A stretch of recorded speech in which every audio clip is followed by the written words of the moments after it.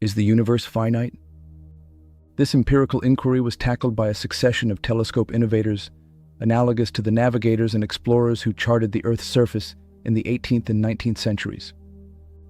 William Herschel was the foremost of the celestial cartographers. A German defector from the 7 Years' War, Herschel came to England, where his musical talent secured him immediate work. He constructed furniture and meticulously made his cellos and oboes with the same diligence and precision he applied to his celestial maps. However, Herschel's genuine love was in astronomy. Accompanied by his sister Caroline as a competent collaborator, he performed sweeps of the sky each clear night, frequently hurrying home during musical intermissions to accommodate further observations. Herschel gained prominence for discovering Uranus in 1781, the first new planet identified since ancient humanity observed the night sky. He leveraged his notoriety and a stipend from King George III to build a succession of progressively larger telescopes. Each piece was a masterpiece, featuring intricate inlays and brass fittings. Possessing a Herschel is like possessing a Stradivarius.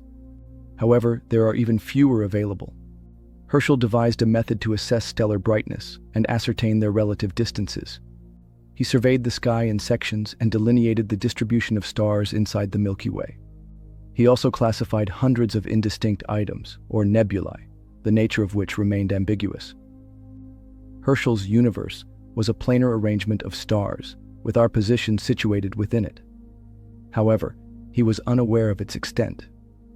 Herschel's largest telescope was 40 times the size of Newton's reflector and remained unmatched in dimensions for 60 years. William Parsons, the third Earl of Rosse, commenced the construction of a colossal telescope in Ireland, featuring a 6-foot diameter mirror and a 60-foot long tube.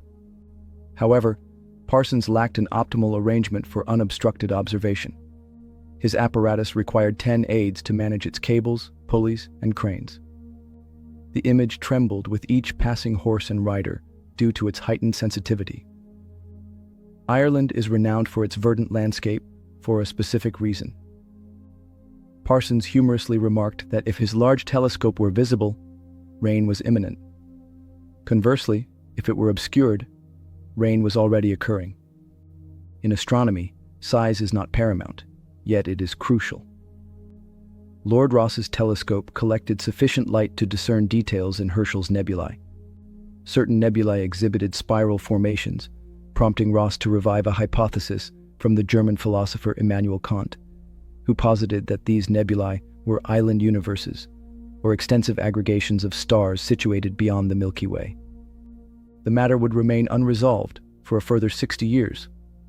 Simultaneously, the mid-19th century witnessed two crucial advances.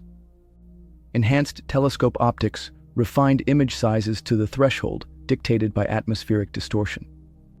This subsequently facilitated the inaugural determination of star parallax. Parallax is the minute angular displacement of proximate stars relative to a background of more distant stars, resulting from the Earth's orbit around the Sun. Extend a finger at arm's length and see it with one eye, then the other. The apparent movement of your finger relative to a distant background is a parallax shift. This is significant because before that time, astronomers had only rudimentary approximations of the distances to stars. The apparent brightness of a star provides little insight, as some stars emit intense luminosity. In contrast, others radiate faintly, similar to how a 1-watt torch bulb might seem as luminous as a 100-watt lamp when viewed from afar. The perceived size of a star provided little insight, as all stars are uniformly distorted by the Earth's atmosphere, regardless of distance. Parallax enables distance measurement by triangulation, much like a surveyor uses geometry to determine the distance to a distant landmark. Astronomers required some time to determine parallax due to the minuscule nature of the effect. The star's displacement is negligible. Nonetheless, by quantifying this displacement, basic geometry disclosed that the closest stars were many trillions of miles apart. Herschel had already demonstrated that stars spread thousands of times farther than the nearest and most luminous ones. The Milky Way spanned 1 trillion miles, immensely vast. The subsequent innovation was photography. Galileo meticulously documented his observations using his rudimentary telescope by creating intricate watercolor illustrations. Upon the refinement of photography in the 1840s, it was promptly embraced by astronomers. A method to make a lasting record of the nocturnal sky now existed.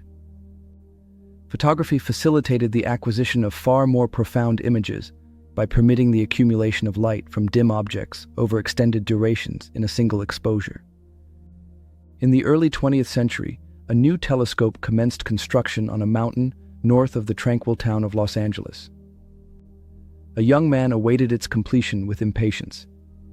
He had recently been employed at the Mount Wilson Observatory and promptly resolved to confront the mystery of the nebulae. Were they adjacent regions of stellar creation within the Milky Way, as most astronomers hypothesized, or distant star systems, as a minority had conjectured? Edwin Hubble possessed the ideal instrument for the task, the biggest telescope in the world.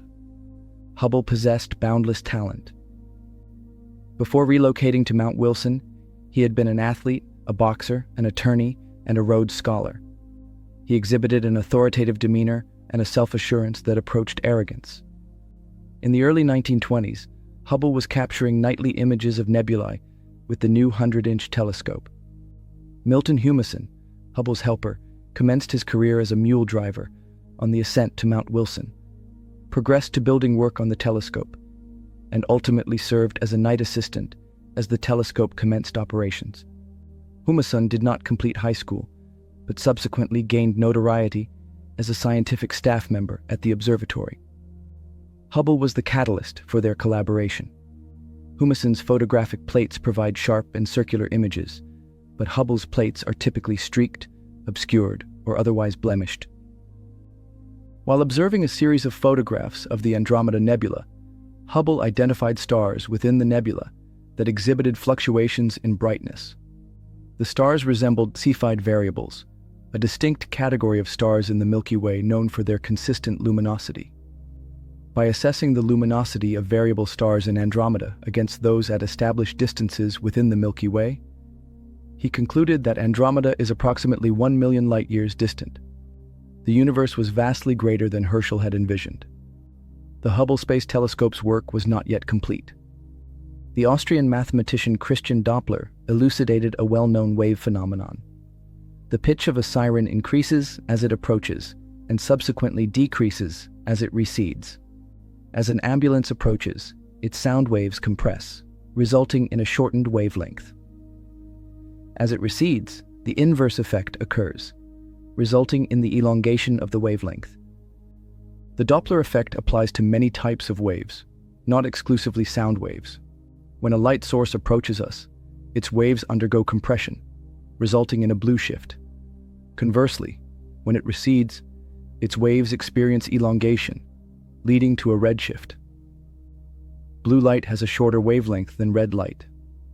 The fractional wavelength shift indicates the motion's velocity as a proportion of the speed of light. Let us return to Hubble. He utilized Slipher's velocities, including some of his own, and then meticulously measured distances to the nebulae by observing Cepheid stars within each one. He deduced that if the Doppler effect elongates the light waves from galaxies, those galaxies must also be receding from us at velocities of tens of millions of kilometers per hour. That was hardly the sole surprise. While collecting spectra, Hubble observed predominantly red shifts and scarcely any blue shifts. If galaxies had been traversing randomly through the expanse of space, there would be approximately equal quantities moving towards and away from us, as well as comparable instances of blue shifts and red shifts. However, the majority of galaxies were retreating. At first glance, it appears to contradict the Copernican premise. If all galaxies are receding from us, it follows that we are at the center of the universe. Any sentient beings possessing telescopes in other galaxies would obtain identical measurements. Each galaxy recedes from every other galaxy. No galaxy, including ours, possesses any unique significance. Hubble exercised prudence in interpreting his observations and possessed limited knowledge of Einstein's theories on general relativity. Nevertheless, he had identified the universe's expansion. The expansion measured by Hubble possesses a specific characteristic. The greater the distance between any two galaxies, the more rapidly they are receding from one another. Contemporary telescopes have allowed astronomers to identify galaxies billions of light-years distant, receding from the Milky Way, at velocities surpassing 90% of the speed of light. Consequently, our perception of the universe is constrained. Envision numerous individuals hastily retreating while conversing over their shoulders. The individuals nearby are retreating at a pace that allows you to discern their voices, which are Doppler shifted to a lower frequency. At a greater distance, they escape at the speed of sound or quicker, preventing their sound waves from reaching you. Without visual cues, their existence would remain undetectable. Likewise, the universe contains areas that are retreating from us at velocities exceeding the speed of light, establishing the boundary of our observation. We can now address the inquiry presented by Archytas, the Greek general and leader of Tarentum in the 4th century BC. Archytas salvaged his master, Plato, from Dionysius, the despot of Syracuse. He was a proficient mathematician, although he is most renowned for his cosmological conjecture. If I reach the outermost boundary of the heavens, could I extend my staff or hand into what lies beyond or not? Does the universe possess a boundary? In contemporary cosmology, the cosmos possesses neither an edge nor a border, and it does not simply terminate, as one cannot exhaust space. Instead, there exists a constraint on information dictated by the expansion of the universe and the velocity of light. The absence of core and periphery appears exceedingly unsettling. Nonetheless, there exists a temporal origin. The current diffuse condition, characterized by galaxies separated by voids many times larger than their dimensions, has not always been. Reversing the expansion of the cosmos by playing a movie of it in reverse would result in the galaxies converging. Similar to any gas subjected to compression, the nascent cosmos was hotter and denser than it currently is. At a specific point in the distant past, all entities were interconnected. We are simply participants in a cosmic performance. The existence of stars and galaxies eclipses our fleeting lifespans so much that it is plausible to assume the universe has endured eternally. This vast expanse of time and space presents ample opportunities for extraterrestrial life. However, the pageant is not everlasting. The event commenced approximately 14 billion years ago, when the universe was significantly smaller, characterized by conditions of extreme heat and pressure. The genesis and development of the cosmos cannot be comprehended without a gravitational theory. Newtonian gravity is comparatively simple to conceptualize. Objects occupy designated positions within a continuous, boundless, three-dimensional expanse. Time progresses linearly and imperceptibly. Envision a universe in which objects determine the configuration of the space encompassing them, a cosmos where time and space are pliable. Envision your living room with walls and floor that distort and contort depending on the placement of furniture or your position inside the space. You are now grasping the essence of general relativity. The young man who transformed our understanding of gravity had been informed by his classics instructor that he would never achieve significant success. He was an average student who failed his college admission examinations and was not admitted to a teacher training institution. He dedicated numerous years to evaluating patent applications while contemplating the concepts of space and time. Albert Einstein's theory of general relativity revolutionized the scientific community upon its publication in 1916, coinciding with the artistic breakthroughs of Igor Stravinsky, James Joyce, and the post-impressionists. General relativity supplants Newton's linear conception of space and time. The universe becomes a fluctuating amusement attraction. Any object, such as a star or galaxy, has a little gravitational influence on the surrounding space.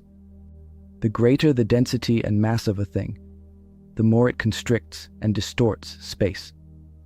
Light traversing the universe adheres to the fluctuations of space and is refracted similarly to a marble navigating an irregular surface. Typically, gravity is feeble, resulting in minimal deflections like those observed in a funhouse mirror. In regions of tremendous gravity, curvature can be significant, and within the extreme conditions of a black hole, space is completely constricted, trapping light.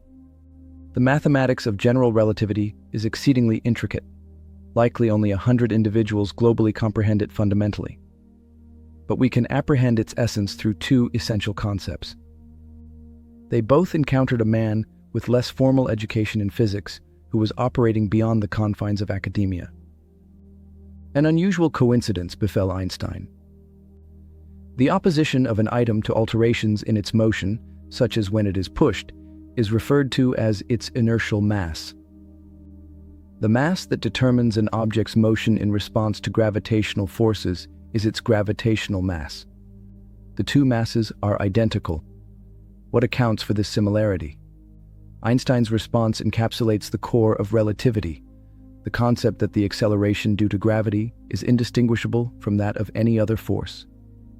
Envision being confined on a motionless lift. It is impossible to distinguish between that scenario and the more foreboding circumstance of being confined in a lift speeding through space at 9.8 meters per second squared. Envision yourself suspended in a state of weightlessness within a lift in the depths of space. Einstein recognized that it was impossible to distinguish between that scenario and the hazardous circumstance of being in a lift descending rapidly after the cable had severed. The second concept builds upon Einstein's earlier revelation that mass is equivalent to energy, as expressed in the renowned equation E equals mc squared. If all entities with mass are influenced by gravity, and energy is equivalent to mass, then light must possess mass as well, rendering it susceptible to gravitational forces. Let us revert to the lifts. Imagine you are in a lift accelerating through space at 9.8 meters per second squared. Your weight is within the usual range, but you may be unaware of your actual condition. You illuminate the lift with a torch. As the lift speeds, a minor deviation occurs in the trajectory of the light within the lift. However, relativity posits that this scenario is indistinguishable from a lift at rest on the Earth's surface. The light beam is also deflected in the scenario. Einstein's theory establishes a remarkable and significant relationship between matter and the geometry of space. General relativity elucidates the chronology of the universe's expansion.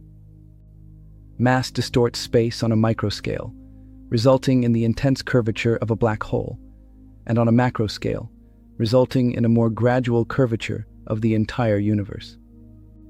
The expansion separates 20 galaxies, akin to dots on an inflating balloon. Following billions of years of continuous expansion, the cosmos is immense, black, largely vacant, and fundamentally flat. Georges Lemaitre, a Belgian priest and contemporary of Einstein, initially introduced the notion of the Big Bang, characterizing it as a day without a yesterday. By the 1940s, physicists had determined that the universe ought to be permeated by a residual sea of photons from its primordial heated phase. These waves ought to have been elongated by cosmic expansion into low-energy microwaves. Regrettably, the technology for detecting microwaves was not yet available.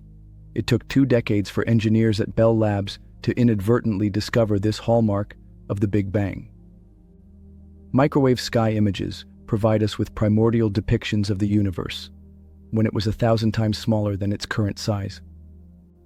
The concept of a heated origin resolved an additional enigma.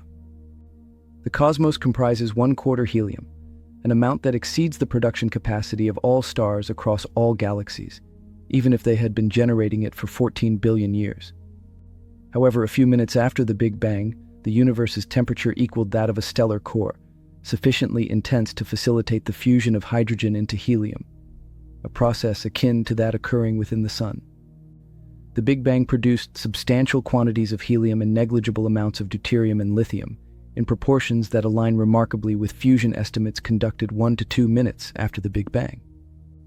Notwithstanding its boldness, the Big Bang remains one of the most substantiated concepts in physics, with empirical validation dating back to a microsecond after the creation event. Explaining cosmic expansion and the pervasive microwave background radiation in any alternative manner is exceedingly challenging. Notwithstanding the achievements of cosmology, numerous enigmas persist to be elucidated.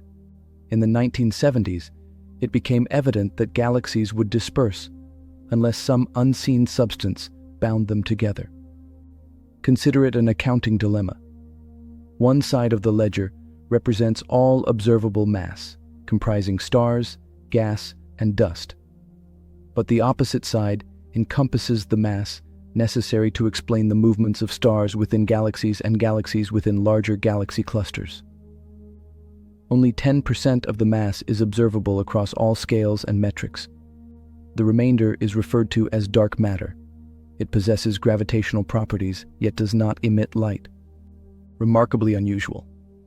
Dark energy is even more enigmatic. In the mid-1990s, astronomers discovered that distant galaxies were dimmer than expected, indicating they were more distant than the Big Bang model had predicted. Several billion years ago, the diminishing expansion, influenced by gravitational interactions among galaxies, was surpassed by an unprecedented repelling force. As a result, the pace of expansion intensifies, leading galaxies to recede from one another at an increasingly rapid velocity.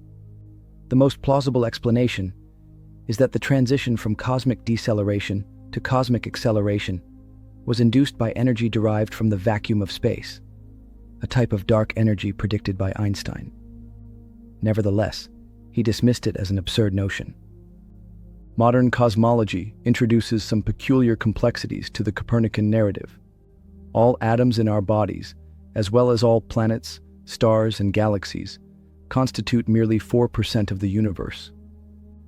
Dark matter constitutes 23%, while dark energy accounts for the remaining 73%. Dark energy propels galaxies apart, which are luminous entities reacting to a fluctuating expanse of dark matter. Upon witnessing this extraordinary phenomenon, we realize that we are not comprised of the predominant elements that make up the cosmos. The conventional Big Bang hypothesis fails to account for the universe's smoothness and flatness, necessitating the incorporation of an additional element: inflation. A negligible fraction of a second following the Big Bang, the cosmos underwent an exponential expansion that augmented its size from that of a proton to that of a grapefruit. Evidence for inflation comprises the near-perfect flatness of space and the distinctive characteristics of the cosmic microwave background ripples, which originated from the Big Bang. The early cosmos expanded at a velocity surpassing the speed of light, resulting in regions of space that are now beyond our observational reach.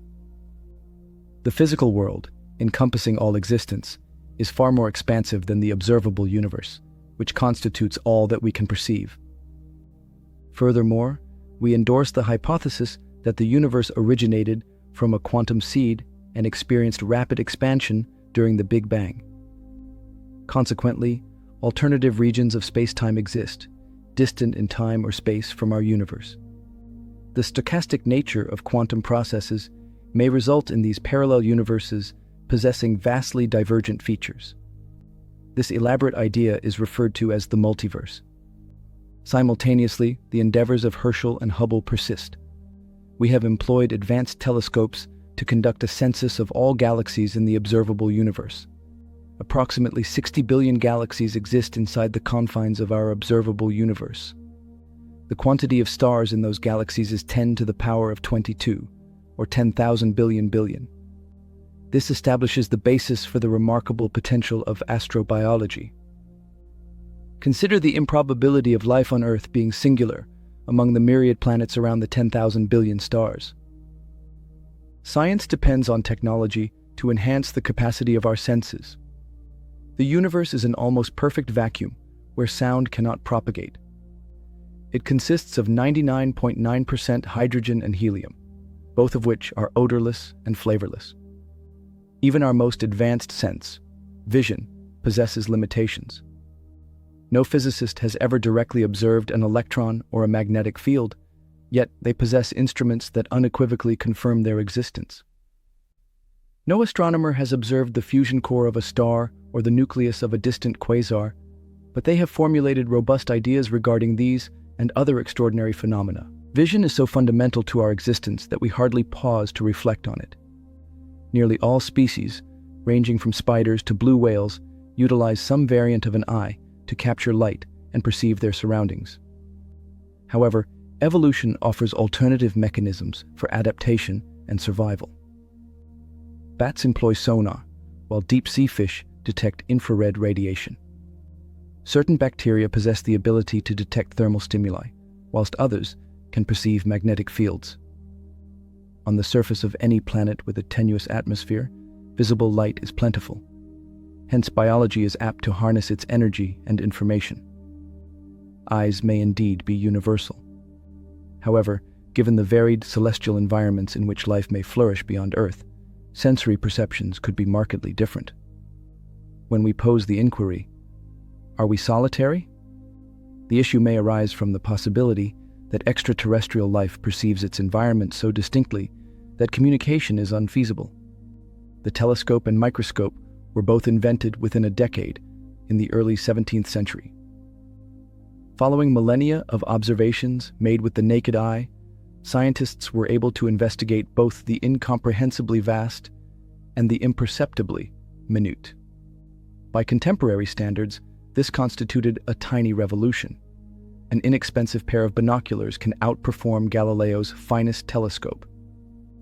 The initial telescopes were refractors that utilized lenses to gather and concentrate light.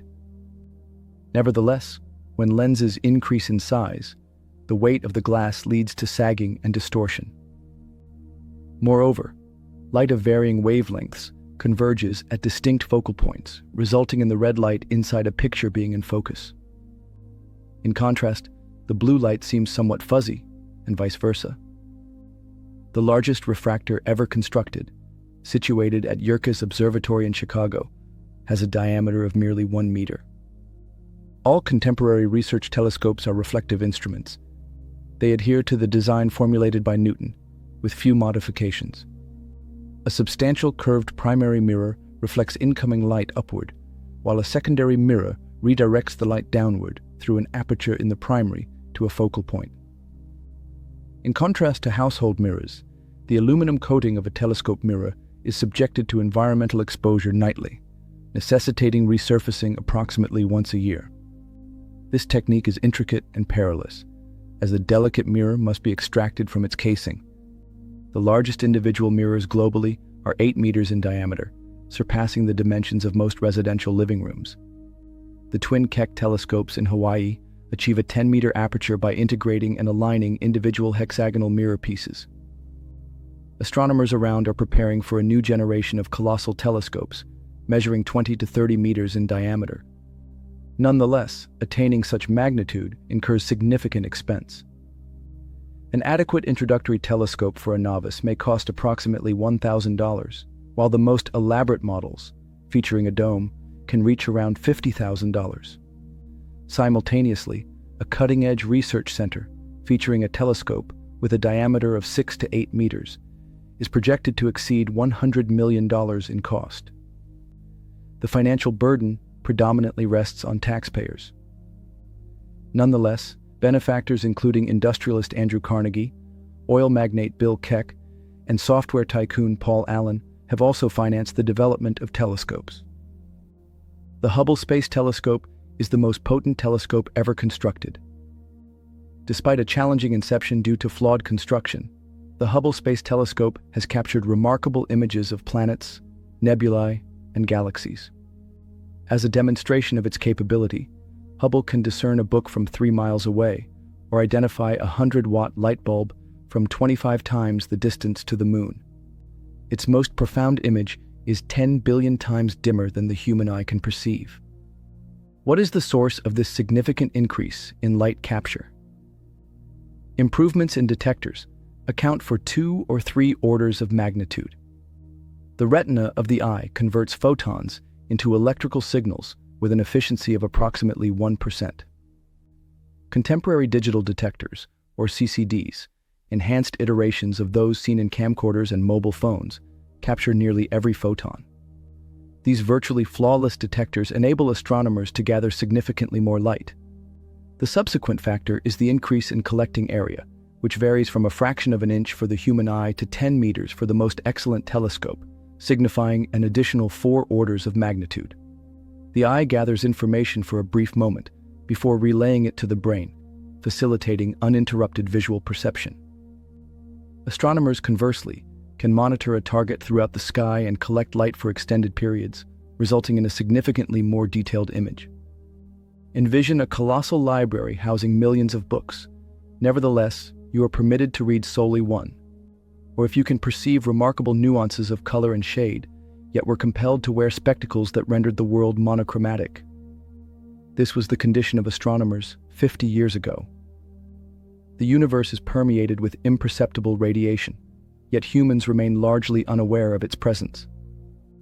Indications of this extensive body of knowledge emerged in 1800, when Herschel refracted the sun's rays through a prism, revealing the familiar spectrum of colors from long wavelength red to short wavelength blue light, encapsulated by the mnemonic Roygbiv for red, orange, yellow, green, blue, indigo, violet. This acronym originates from Newton, who selected 7 colors to correspond with the octave of a musical scale. Herschel contemplated whether the most intense red signified the conclusion of the spectrum or only the boundary of human visual perception, prompting him to position a thermometer beyond the red limit in a region devoid of light. The temperature increased, indicating the presence of imperceptible energy beyond the visible spectrum, infrared. In the subsequent year, inspired by Herschel's discovery, German chemist Johann Ritter placed paper imbued with silver chloride, a predecessor to the eventual development of photography, beyond the blue end of the spectrum produced by a prism.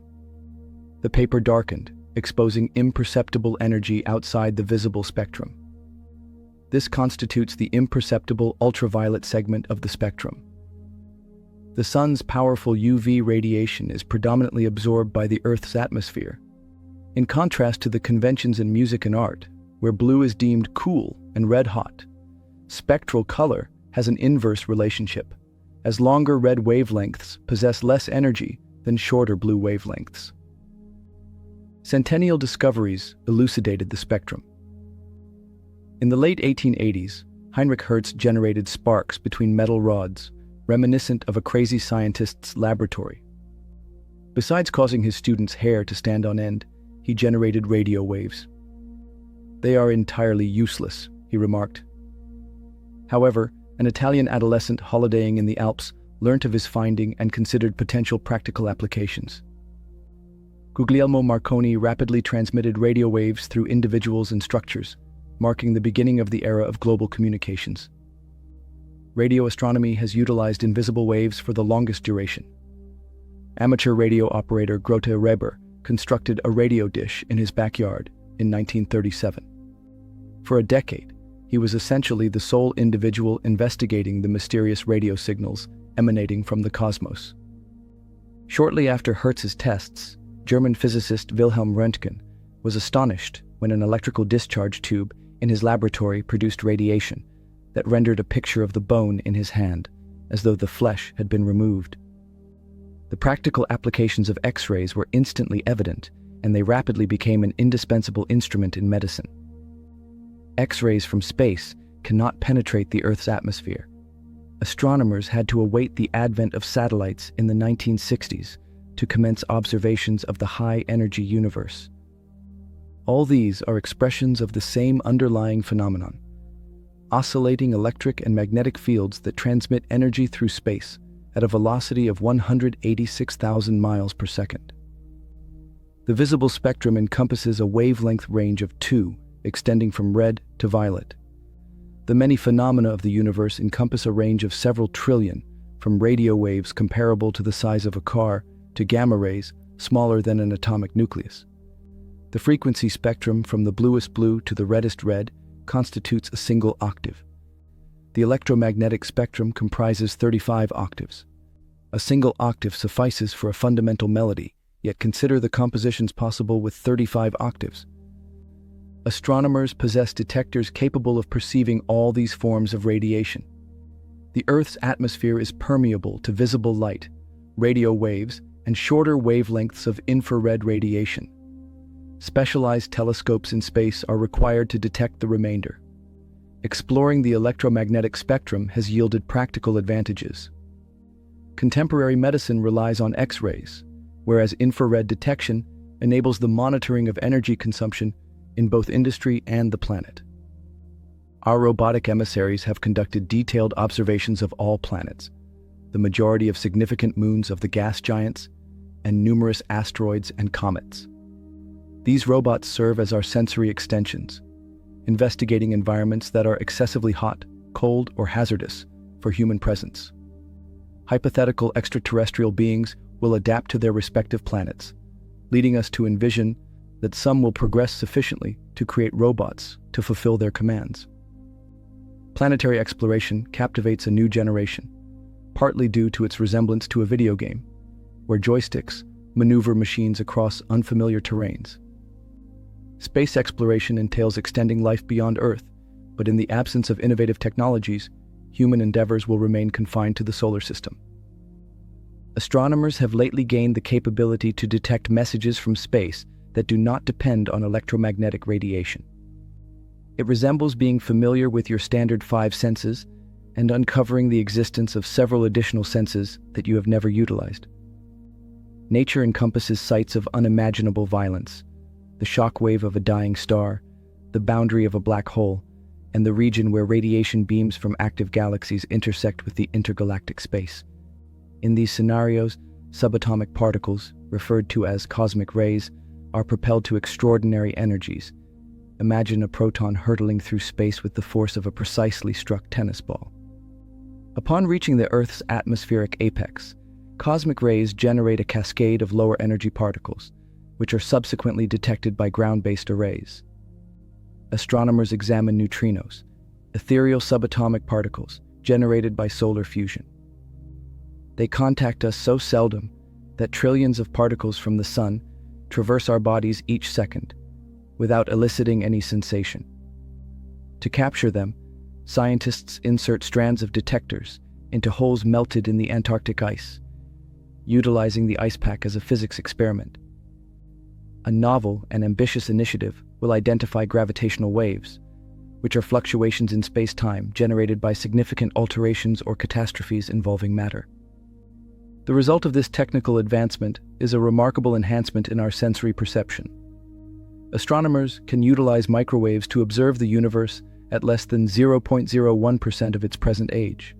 They can utilize radio waves to explore the core of the Milky Way, where light is unable to penetrate. Neutrinos can be utilized to comprehend the Sun's core. Were Galileo to observe our present circumstances? Even our well-known companion, light, has acquired a novel capacity through the most excellent telescopes: time travel. Time and space are fundamentally interconnected. Light travels at such a rapid velocity that it remains imperceptible to us on Earth. However, the signals that traverse from New York to Los Angeles in 1/60th of a second require millions of years to traverse the expanses of intergalactic space. The Hubble Space Telescope observes objects at such immense distances that the light emitted from them originated when the cosmos was only 5% of its present age. Remote illumination is antiquated illumination. Telescopes function as temporal devices. We exist within a comforting delusion throughout our lives. It is unsurprising that ancient civilizations, aside from visionary idealists, regarded the Earth as a wholly self-sufficient universe. Grounded in the Earth, we derive security from the encompassing sky, the consistent effects of gravity, and the dependable progression of time. The Earth has been designated for our utilization and enjoyment. It is our sovereignty. The reality is more disconcerting. The concepts of up and down are entirely conventional constructs of local gravity. Our delicate atmospheric layer, smaller in comparison to Earth than an apple's skin is to the fruit, rapidly transitions into the void of space, a lifeless vacuum at a mere 3 degrees above absolute zero. The Earth rotates and revolves around the Sun. When we enter the deceased, they do not rest, but rather spiral at speeds exceeding 70,000 miles per hour. The Sun is stationary. It orbits the center of the Milky Way, completing a revolution every 225 million years. The Milky Way is gravitationally bound to Andromeda, and both prominent galaxies, together with several dozen of their dwarf partners, are descending into the Virgo cluster at a velocity of 1 million miles per hour. This vast accumulation of materials is in motion. 10,000 galaxies, along with their trillion stars, are collectively moving at a velocity of 1 million miles per hour in an alternate direction. Unsettling fails to adequately encapsulate the experience. Contemplating your rightful position in space is a distressing and anxiety-inducing existential experience. It is likely advantageous that astronauts possess discipline and technical acumen. If NASA dispatched artists or poets into space, they could be profoundly affected by the experience. Intuition is ineffective when dealing with temporal and spatial scales that vastly exceed human experience. A scale model, such as the state map in your vehicle, typically has a ratio of 1 inch to almost 10 miles, compressing distance by a factor exceeding 600,000. In an educational or professional setting, the globe compresses space even further. We can reduce space by any ratio. Selecting 1 to 300 million diminishes the Earth to 4 centimeters, the dimensions of a golf ball. At this scale, if the Earth were positioned before you, the Moon would be within arm's reach and only slightly larger than a pea. Mars would resemble the size of a gumball, positioned 800 feet distant at its nearest proximity. Jupiter would resemble a beach ball positioned 1.5 miles distant. The Sun would be a luminous sphere, 14 feet in diameter, positioned 1,500 feet away. Thus far, it is reassuring. Golf balls, peas, and beach balls are recognizable items. The complete solar system spans 12 miles in diameter, equivalent to the dimensions of a small town. Observe the spatial arrangement. This little town houses a star comparable in size to a bus at its core, 8 planets, none exceeding the dimensions of a beach ball, together with asteroids and meteors no larger than particles of dust, and nothing beyond that. Hold on, we are merely commencing. At a scale of 1 to 300 million, the closest stars are located at a distance exceeding 20,000 kilometers. In other terms, if each solar system represents a town, the vastness of space is such that the Earth's surface would encompass merely one town. The selected scale is not arbitrary. This model decreases velocity by an identical factor. Light, which travels at such high velocities in daily life that its departure and arrival are indistinguishable, is decelerated to a controllable speed of 1 meter per second, akin to a leisurely walking pace. Light requires 8 minutes to traverse the distance from Earth to the Sun and 5 hours to cross the solar system. However, if you embark on a journey to the nearest star at the speed of light, it is like circumnavigating the Earth. Without any rest breaks and devoid of oceans to impede progress, it would require several years. We observe the Sun as it appeared 8 minutes prior, Pluto as it was 5 hours ago, and the closest stars as they existed several years ago. Inquiring about the current state of the universe is illogical, given light is the swiftest messenger known to us. Furthermore, human perception is constrained by the speed of light. We can only observe areas from which light has reached us since the universe's inception. A single substantial reduction factor does not reveal the majority of the universe. Hence, we implement a secondary factor of 300 million. The current scale is 1 to 1017. The Sun diminishes to atomic dimensions, while other stars contract to tiny proportions. The standard separation between them is 3 millimeters. The Milky Way is a spiral galaxy of stars, approximately 100,000 light-years in diameter, comparable in size to a large residence. This house contains 400 billion stars. The closest neighboring house is situated 1 mile away. We can now visualize the extragalactic cosmos, where house-sized galaxies, each harboring billions of stars, are dispersed across an expansive terrain, much like agricultural settlements on the Great Plains. In this analogy, the observable cosmos approximates the dimensions of the Earth. However, the parallel fails at this point. The universe does not show its contents as a static snapshot in time. We observe the outer boundary of the Milky Way as it existed 20,000 years ago. For instance, if we were to receive a signal from a species located on the opposite side of the galaxy, it may have already become extinct by the time we can respond. We observed the closest galaxies as they existed 3 to 4 million years ago, and the most remote galaxies as they were 11 to 12 billion years ago. There exist regions of the universe that remain unseen, and some that will remain perpetually inaccessible. We are constrained by time, rather than by space. A different scale model illustrates our position within cosmic chronology. Let us reduce time by a factor of 50,000 trillion. This scale is analogous, yet not arbitrary. It condenses the 13.7 billion years since the Big Bang into a single calendar year. On New Year's Day, all time, space, matter, and energy are instantiated. By late February, the Milky Way begins to emerge. Stars are born and perish across the spring and summer seasons. The Milky Way consumes several of its smaller satellites and completes one rotation each week. In early September, adjacent to the Orion spiral arm, an active stellar nursery generates a mid-sized star, prompted by the cataclysmic demise of a nearby supergiant, which induces the collapse of its gas cloud. 2 days later, 8 substantial rocky entities had emerged from the dust surrounding the nascent sun. The sun constitutes our Earth. Within 1 to 2 weeks, the newly formed planet is vibrant and alive. Microorganisms disseminate throughout the Earth's surface and into its depths.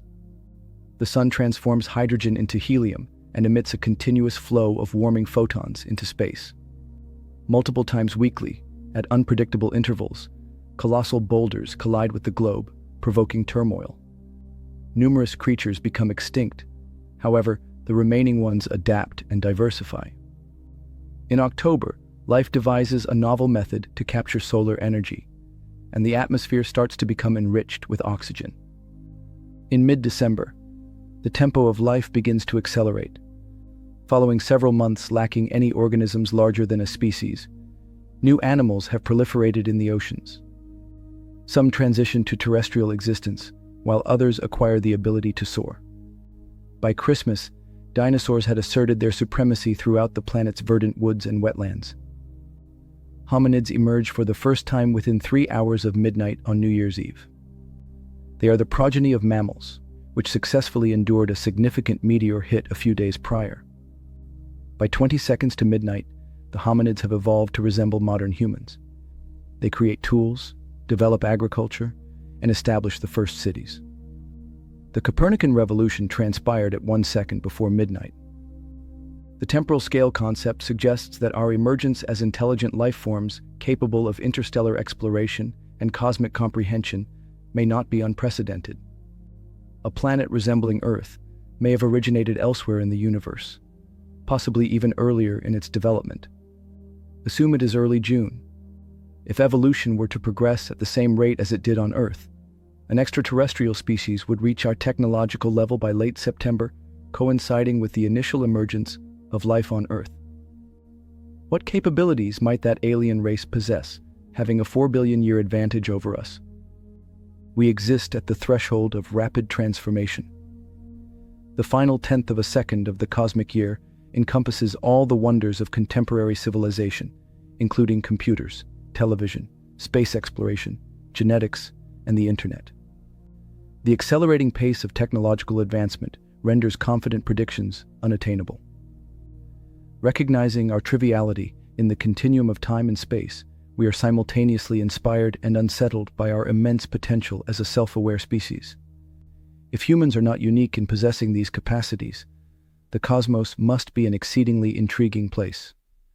Speculation regarding extraterrestrial life has existed for over 2 millennia. However, thinkers such as Bruno were unable to build upon the contributions of the ancient Greeks due to a lack of evidence. Astrobiology integrates the advancements and knowledge from other disciplines and originated approximately 50 years ago. Multiple scientific disciplines needed to advance before astrobiology could be recognized as a credible pursuit. One subject was chemistry. Modern chemistry originated in the late 18th century, when Antoine Lavoisier established the existence of fixed constituents in chemical reactions, today known as elements. As a youthful and exceptional individual, he received an award for illuminating the streets of Paris. He also wed a 13-year-old girl who served as his translator and illustrator. He refuted the Greek notion that earth, air, fire, and water were the four fundamental elements, demonstrating that mass is conserved throughout chemical processes. Lavoisier developed the contemporary chemical notation. He proclaimed as a student, "I am youthful and eager for acclaim," and he had a contentious career, claiming credit for Joseph Priestley's discovery of the composition of air. The progenitor of modern chemistry was a nobleman and despised tax collector who was executed by guillotine at the age of 50 during the French Revolution. John Dalton formulated the principles governing the combination of elements into compounds, based on fundamental microscopic units of matter. Dalton, originating from a Quaker family, exhibited a more subdued demeanor than Lavoisier, yet demonstrated equal precocity. By the age of 12, he operated a school in his hamlet and published original theories on auroras and color blindness in his early 20s. Dalton revitalized the ancient Greek notion of atoms, establishing principles for chemical reactions and proving that elements are unchangeable. Within 50 years, the periodic table was established as a foundation for comprehending chemistry. Astronomy utilizes spectroscopy to determine the chemical composition of distant objects. This idea originates from the efforts of a young German scientist who transformed fortune akin to that of Tycho Brahe. Joseph von Fraunhofer was the 10th offspring of an impoverished glazier. Apprenticed to a stern individual who prohibited him from attending school or engaging in reading, he appeared fated for a life of manual labor and destitution. At the age of 14, Fraunhofer survived the collapse of his master's house, which resulted in multiple fatalities, while he remained unharmed amidst the debris. The future Bavarian monarch was among the first to arrive and became Fraunhofer's mentor and patron. In a short time, Fraunhofer became a skilled optician and entrepreneur. In 1814, he identified the narrow spectral lines of hydrogen and helium that are named after him. Astronomers then employed spectroscopy to determine the chemical composition of the sun and other stars. They utilized a grating or prism to scatter starlight into a spectrum and correlated the pattern of distinct lines with laboratory spectra of identified components. They established that the sun and other stars are predominantly made of hydrogen and helium, with small quantities of several different elements. Helium was identified in the sun before it was extracted on Earth. The advancement of remote sensing by spectroscopy was significant. Astronomers could ascertain the composition of a star located trillions of miles away, despite lacking information on its mass, size, or age. The 20th century heralded the advent of cosmic chemistry.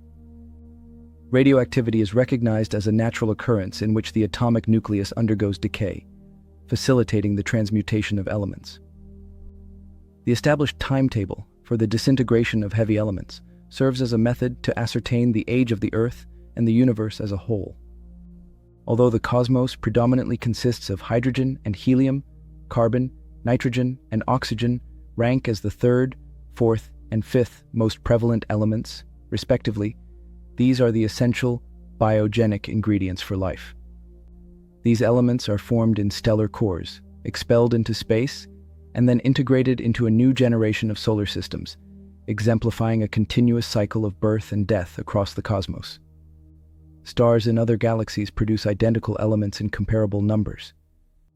The initial stars in the universe formed a few 100 million years after the Big Bang.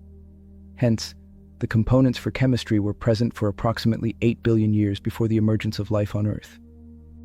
The universality of chemistry is essential for astrobiology, as it serves both as a framework and a constraint on unfettered conjecture. The numerous habitable worlds around the Milky Way will generally be recognizable, consisting of minerals and metals that are also found on Earth. The ubiquitous presence of carbon and water in the universe is the principal rationale for scientists' belief that biology is not exclusive to Earth. Life's raw materials are plentiful. Life need not be predicated on carbon chemistry. Nonetheless, the impetus to search for biological forms beyond this paradigm is compelling. During the latter half of the 17th century, the discovery of the microscope revealed the concealed processes of living beings, much like the telescope, which Galileo had utilized, unveiled the cosmos.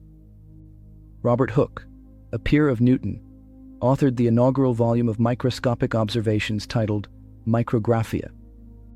He was the inaugural individual to employ the term cells to characterize the minute structures within living organisms. Fewer than 10 years later, the autodidactic Dutch trader Anton van Leeuwenhoek independently discovered bacteria, protists, blood cells, and sperm cells, thereby inaugurating the novel discipline of experimental biology centered on tiny creatures. Throughout the Middle Ages and the Renaissance, some believed that life might spontaneously emerge from inanimate substances. A 17th century formula for the spontaneous creation of mice entailed placing perspired undergarments and wheat husks in an open jar and waiting for 21 days. It was thought that little fully developed humans, or homunculi, resided within each sperm, poised to emerge and develop into humans. The poet and surgeon Francesco Redi refuted spontaneous generation through his rigorous tests, demonstrating that maggots did not arise spontaneously from decaying meat. Nevertheless, it was not until 2 centuries later that the concept was ultimately resolved. Simultaneously, the majority of faiths rejected the notion of spontaneous generation, leading to a tenuous coexistence with the belief that species were divinely created and remained unchanged since their inception. In the 13th century, Thomas Aquinas reinforced Aristotle's perspective that the earth and humanity are the focal points of the universe within theological discourse. Advancements in the life sciences surged due to 3 distinct events in the mid-19th century. The primary impetus for biology was the pursuit of public health. Infectious disease epidemics have devastated Europe for millennia. Louis Pasteur performed sophisticated experiments to illustrate that microbes do not arise spontaneously from basic chemicals and that pathogenic organisms can be eradicated through heat or chemical treatment. Subsequently, the Augustinian monk Gregor Mendel elucidated the principles of heredity, formalizing the knowledge that animal breeders had intuitively grasped for centuries. Ultimately, Charles Darwin released a book that had been in development for 3 decades. The inaugural edition of The Origin of Species sold out entirely within a single day. Darwin employed a substantial body of data to elucidate a persuasive mechanism for the origin of species diversity. Interestingly, the term evolution is absent from the book. In it, he posited that any species can generate more progeny than the environment can sustain, and the individuals within a species exhibit variability in their level of adaptation to the environment. The outcome is disparate reproductive success. The requisite mechanism for the ongoing proliferation of the species is natural selection. Darwin recognized that all species must have descended from shared ancestors. He tactfully avoided addressing the topic of life's genesis, remarking that the evidence was likely obscured by the passage of geological time. Is natural selection a universal phenomenon? This question remains unanswered until we discover life elsewhere. If evolution is exclusive to Earth's conditions, the universe may be populated with unsuccessful life experiments or regions where organisms remain stagnant and fail to attain advanced skills. The majority of scientists possess a modest confidence that life will perpetually be influenced by its physical surroundings, and that the imperatives of survival will result in the development of novel characteristics. The incessant exploration of life in other realms may not invariably result in intelligence. However, it possesses the potential to do so. What if evolutionary processes occur more rapidly in different environments? What if it produces powers that exceed our imagination? What if creatures evolve to attain autonomy from environmental sculpting? Astrobiologists are eager for the answers to these inquiries. The enormity of space impeded advancements in astronomy. While astronomers grappled with quantifying the distance to the nearest stars, philosophers engaged in imaginative and logical conjectures. Thomas Digges postulated the existence of stars distributed across infinite space, decades before the advent of the telescope. In the mid-18th century, Thomas Wright postulated that nebulae were remote stellar systems and conjectured the possibility of life being among the stars. By the mid-19th century, the concept of extraterrestrial worlds gained significant traction, prompting the irritable Scottish essayist Thomas Carlyle to lament in Signs of the Times. If they are inhabited, what a scope for folly. If they are not inhabited, what a waste of space. The concept of cosmic evolution, life on Earth as a facet of the evolution of planets and stars across the universe, gained considerable prominence from the popular writings of Richard Proctor and Camille Flammarion in the late 19th century. These authors established a societal expectation that life exists throughout the cosmos. Identifying these planets posed a different challenge. The closest stars are thousands of times farther away from us than the farthest planets in the solar system. The attenuation of light throughout its traversal across space renders even the most distant planets many millions of times dimmer than our own. Regarding terrestrial planets, if it orbited a proximate star, Earth would resemble a golf ball observed from a distance of 20,000 miles, radiating a faint glimmer 1 billion times less luminous than its parent star. Decades of rigorous effort were required to identify exoplanets beyond the solar system. By the 1950s, all the essential components for the development of astrobiology had been established. James Watson and Francis Crick demonstrated the storage and transmission of genetic information within the double helix structure of DNA. In 1924, Russian scientist Alexander Oparin published a seminal essay on the origin of life, while British biochemist John Haldane independently conceived a similar idea. They were biochemists and Marxists. Their ideology may have permitted them to explore areas that Darwin avoided. They offered credible hypotheses regarding the potential evolution of life from basic chemical constituents. Stanley Miller and Harold Urey evaluated these theories by synthesizing amino acids in the laboratory under conditions analogous to those of primordial Earth. Sure, physicists and astronomers were persuaded that the prevalence of habitable zones in the Milky Way guaranteed the potential for numerous biological experiments. If that were true, it might be prudent to seek out advanced civilizations directly. In 1960, the youthful Frank Drake, a recent Harvard PhD graduate, initiated a quest for extraterrestrial intelligence with radio technology. The National Aeronautics and Space Administration, NASA, has been a proficient custodian and advocate of astrobiology. In the pivotal period of planetary exploration in the 1970s, the agency managed a modest grants program for studies concerning extraterrestrial life. NASA oversaw a SETI, Search for Extraterrestrial Intelligence program, until its termination by Congress in 1993. Since 1996, NASA has allocated increasing resources to an expanding network of astrobiology institutes located at universities nationwide, managed by NASA's Ames Research Center. Federal financing for this effort surpasses $100 million annually.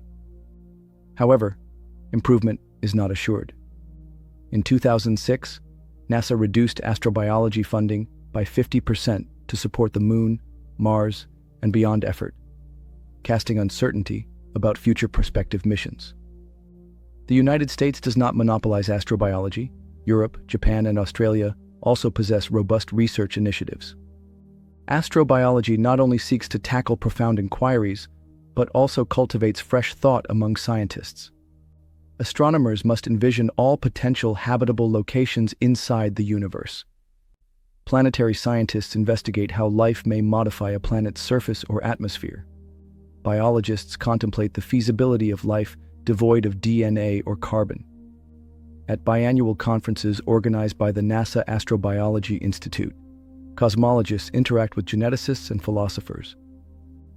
Interdisciplinarity contradicts the prevailing trend of contemporary science, which has become further specialized and concentrated. Scientific knowledge during Giordano Bruno's period would have seamlessly integrated into various sections of a substantial Sunday newspaper. Polymaths such as Leonardo da Vinci could operate at the intersections of multiple fields. Contemporary scientists encounter challenges in comprehending the research papers of colleagues from disparate disciplines. Frequently, they do not make an effort. Universities are structured into departmental silos.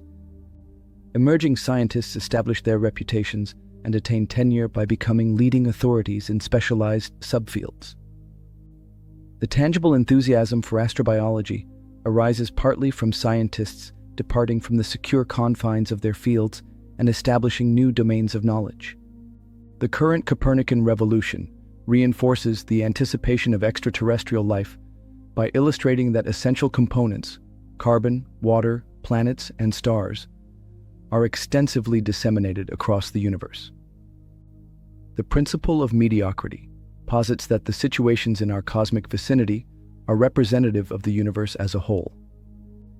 Nevertheless, we have not yet identified Earth-mass planets.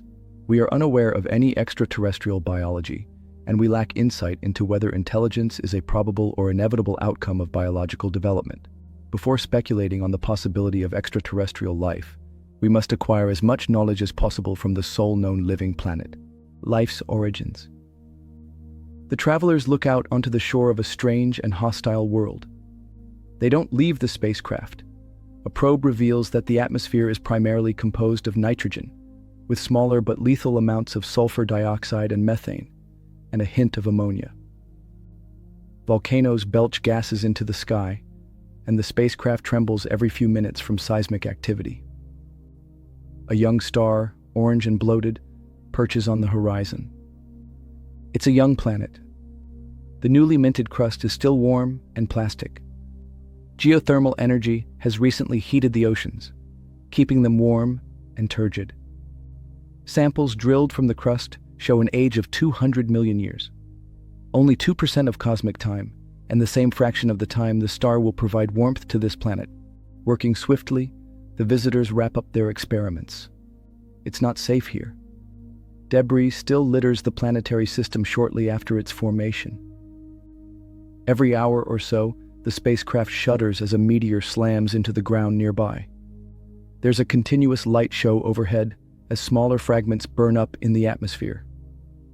An earlier impact splashed the large moon in the sky, serving as a reminder of the potential for devastation.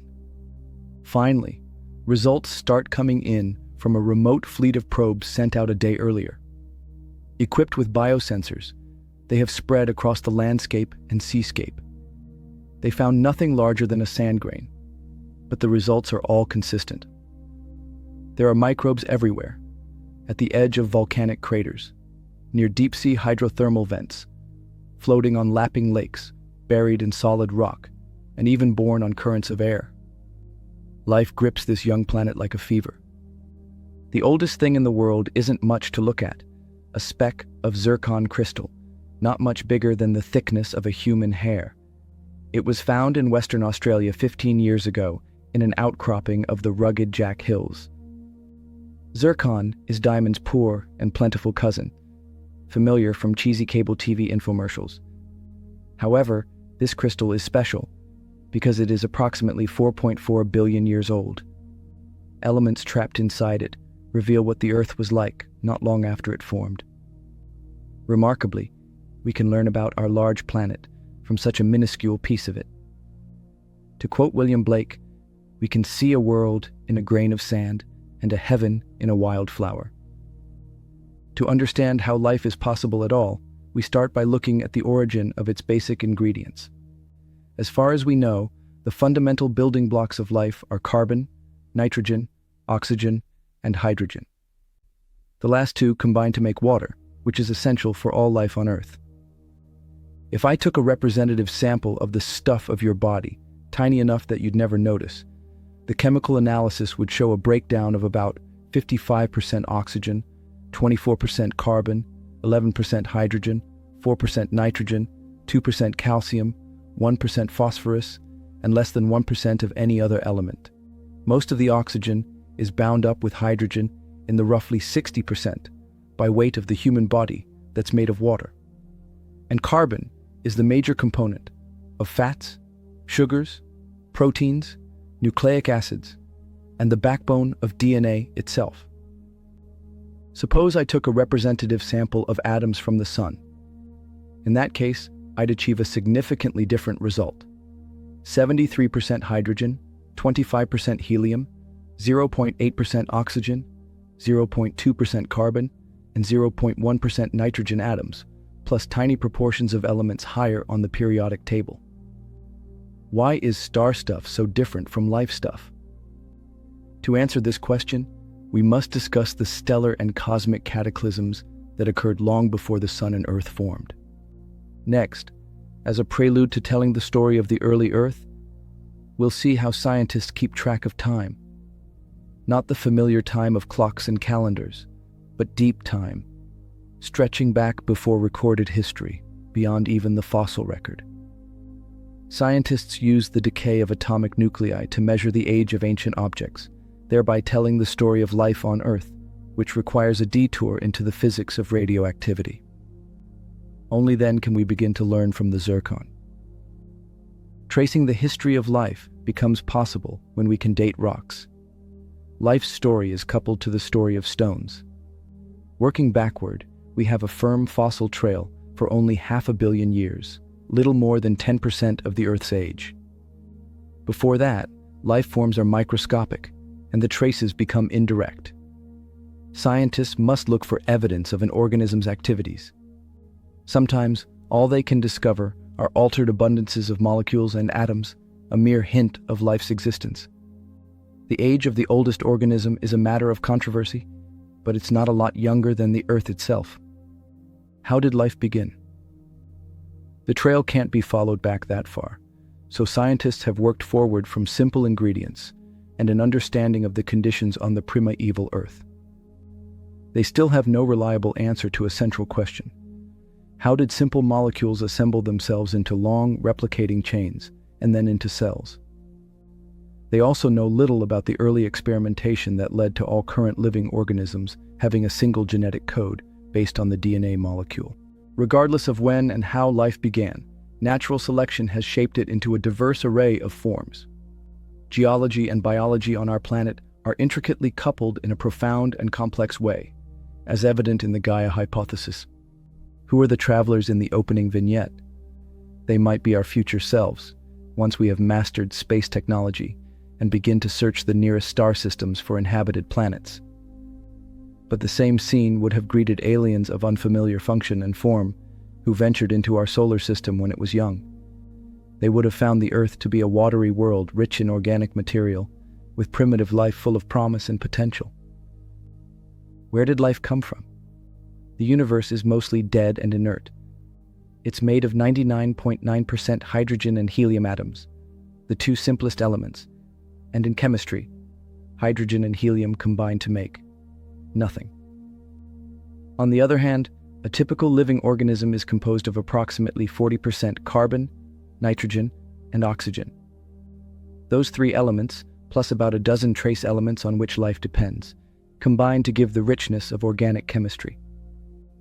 The number of different molecules that can be made using carbon is essentially infinite. The origin of life begins with the birth of its chemical ingredients. The atoms in our bodies have a remarkable and complex history. The universe today is old and cold, with its stars and galaxies spread across billions of light years of almost perfect space. But long ago, your atoms, my atoms, and the atoms of all the creatures on Earth were joined in a titanic event of unimaginable power called the Big Bang. All life in the universe shares the kinship of a birth 13.7 billion years ago. Very early in the expansion, when the universe was 10 seconds old and 1 billion times smaller than it is now, collisions between protons were violent enough that some of them stuck together. In a large-scale version of the same process that causes the sun to shine, hydrogen was converted into helium. After 3 minutes, all the fireworks were over. The expanding universe became too cool for fusion to work. 1/4 of the mass of the universe had been converted into helium.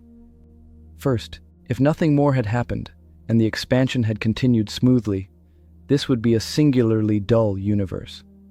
Helium is inert, and hydrogen can combine with itself to form a molecule only when it's cool. It's challenging to imagine biology in a universe with no chemistry. Luckily for us, gravity created stars to form in the expanding soup of galaxies, and stars picked up where the universe left off, first fusing hydrogen into helium and then moving on to create even heavier elements, as we'll soon see. Figure 22 illustrates the composition of the universe. The plot shows the cosmic abundance of elements across the periodic table, from hydrogen to uranium. The logarithmic scale is a bit misleading. If this data were plotted on a linear scale, you'd see only hydrogen and helium, because all other elements are so rare. There are 10 times as many hydrogen atoms as helium atoms. Hydrogen is thousands of times more abundant than the life elements CNO, millions of times more abundant than aluminium or copper, and billions of times more abundant than gold or silver. Apart from hydrogen, everything else is a trace element. Just how rare? Suppose a deck of cards represented randomly selected atoms in the universe. In one deck of cards, the aces would be helium atoms, and the other 48 would be hydrogen atoms. You'd need 30 decks of cards before you'd expect to find one carbon atom. In the 30 decks of cards, there'd be a couple of oxygen atoms too, but all the other cards would be hydrogen or helium. You'd need to search 300 decks to find a single iron atom. Now imagine a 25-foot cube, the volume of a typical family home, completely packed with decks of cards, a total of 2 billion cards. If those cards were in direct proportion to the elements of the universe, there would be only one gold atom in the entire cube. How do we know what the universe is made of? Astronomers use remote sensing by spectroscopy to measure the composition of star stuff. Each element has a unique set of sharp spectral features that acts like a fingerprint. So by identifying that fingerprint in starlight, astronomers can measure contributions of different elements. There's no exotic chemistry in space.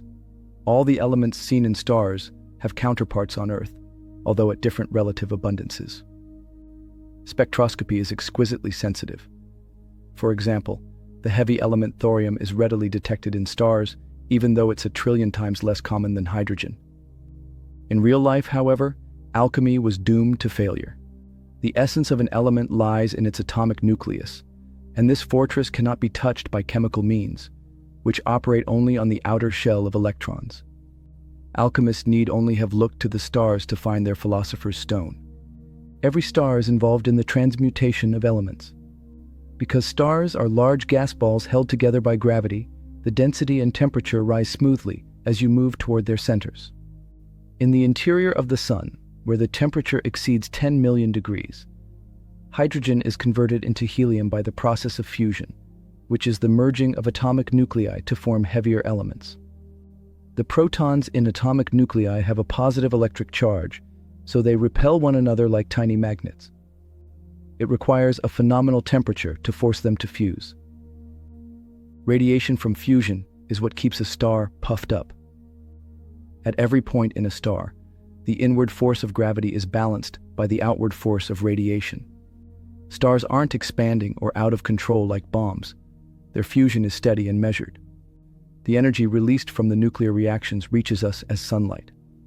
The best technology on Earth can keep a fusion reaction going for only a fraction of a second. The Sun does it endlessly and effortlessly.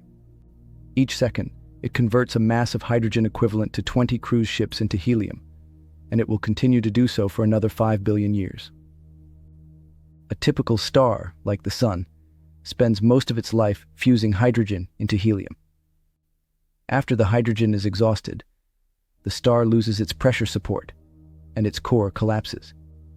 That compression continues until the ignition of a new nuclear fuel creates a balance at a new, higher temperature. Fusion is an unnatural act. It forces atomic nuclei to merge. The helium nucleus has 2 protons, so its positive electrical charge is larger than that of hydrogen, which has only 1. The electrical repulsion is 4 times larger, and it takes a temperature of 100 million degrees to cause helium to fuse. The next step is the key to life. It requires luck and a juggler's skill. 2 helium nuclei fuse to make a beryllium nucleus, but beryllium is unstable, and it decays in a tiny fraction of a second. It's as if someone has a building block in his hands, but it crumbles to dust before they can add another piece. Occasionally, some beryllium survives, and if the energy levels are just right, a third helium nucleus is added. Carbon is born. This two-step fusion is so tricky that it causes a bottleneck. As a result, the universe has 300 times less carbon than helium. Now it gets interesting. Add a hydrogen nucleus, and the atomic number increases by 1. Add a helium nucleus, and it increases by 2. In stars like the Sun, reactions peter out at carbon because small stars can't get hot enough for carbon nuclei to fuse. But in higher mass stars, when an extra proton is added to carbon, it becomes nitrogen. One more and oxygen is formed. Once sufficiently heated, the cosmic element maker accelerates the process.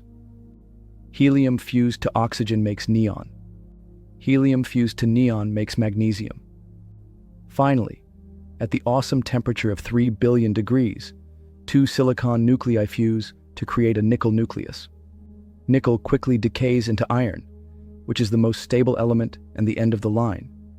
In massive stars, the creation of heavy elements is a crescendo. Hydrogen takes approximately 10 million years to transform into helium. Carbon takes around 500,000 years, and neon takes only about 600 years. Silicon fuses to iron in less than a day. Imagine the frenzy of a roller coaster ride that goes faster and turns in an ever tighter spiral until it dumps you breathless and dizzy at the iron slag heap at the bottom. The creation of elements up to iron releases nuclear energy because it results in a more tightly bound nucleus. Heavier elements are so unstable that they decay spontaneously in a process called fission. Since it costs energy to make elements beyond iron, stars sit tight. Low-mass stars end up with a seething core of carbon, along with some nitrogen and oxygen. High-mass stars have cores of iron, not the solid iron of a wrecking ball, but a bizarre, dense, billion-degree gas. If the story ended here, there would be no life. Most stars are less massive than the Sun, so they trap heavy elements and die with them. They become cooling embers called white dwarfs, with cores so dense that a teaspoonful brought to Earth would weigh as much as a mountain. Their carbon-rich material is a crystalline form of carbon. Pink Floyd gave a nod to white dwarfs in their 1975 song, "Shine On You Crazy Diamond." High-mass stars entomb heavy elements such as carbon, neon, oxygen, and silicon in layers, much like an onion, with iron at the center. Luckily, stars do share their bounty with the rest of the universe. As in the line from a song in an even earlier album by Joni Mitchell, "We are stardust, we are golden, we are billion-year-old carbon." After 10 billion years in a stable state, the Sun, like all other stars, will eventually exhaust its nuclear fuel. It will become unstable and shed a layer of gas containing helium and carbon, blowing a giant smoke bubble into space. Heavier mass stars lose even more mass. They drop off heavy sweaters of gas into the interstellar medium. The most spectacular loss of mass occurs when the most prominent stars die. Massive stars digest their elements slowly, and the steady absorption of neutrons ratchets carefully up the periodic table. Titanic explosions, which occur at the end of these stars' lives, unlock the remaining story of the elements. Nuclear reactions exhaust their energy, disrupting the balance between gravity's pull and fusion's push for the final time. The floor collapses, causing massive stars to collapse in a spherical free fall. This implosion creates a fantastic density and leaves behind a core of densely packed neutrons. A neutron star is a gigantic atomic nucleus, if the star is pretty massive, or a black hole if the star is extremely enormous. But during the collapse, too much material rushes into a confined space, so most of it bounces back out in a spherical blast wave. This gas meets gas that is still falling in, and the collision creates temperatures of billions of degrees, enough to break through the iron wall. Supernova. Literally within seconds, explosive fusion creates the elements heavier than iron, all the way up to lead. These elements are carried by the blast wave and mix with the thin gas between stars. For a few days, as witnessed by Brahe and Kepler, as well as civilizations throughout history, a supernova outshines an entire galaxy. It's dazzling enough to see in broad daylight. If you pause to reflect on your origins, it's as amazing as any tall tale told around a campfire. Our bodies, the iron in our blood, the oxygen in our lungs, the calcium in our bones, and the carbon and nitrogen that compose our genetic material are formed from the detritus of generation upon generation of stars that lived and died before the Earth was born. The atoms in the jewelry that we adorn ourselves with, gold, silver, and platinum, are glittering relics of long-gone supernovas. The Sun is a relatively latecomer in the story of star birth and death. When the first stars formed, a few 100 million years after the Big Bang, they were pristine balls of hydrogen and helium. The first stars had no planets because there were no materials available to form them. Over billions of years, stars forged heavy elements in their cores and ejected them into space, where they could become part of the gas clouds that would go on to form new stars. Generations of stars have handed down gas, steadily enriching it with silicon and oxygen to form rocks, and with carbon, nitrogen, and oxygen to create life. As carbon-based life forms, we borrow our carbon from the world around us as we grow in the womb, carbon that will return when we die. That same carbon is part of a much larger cosmic pageant of stellar life and death. Life is indeed a strange and wonderful journey. We cannot discuss origins without considering the passage of time. Time is both trivial and profound, making a definition elusive.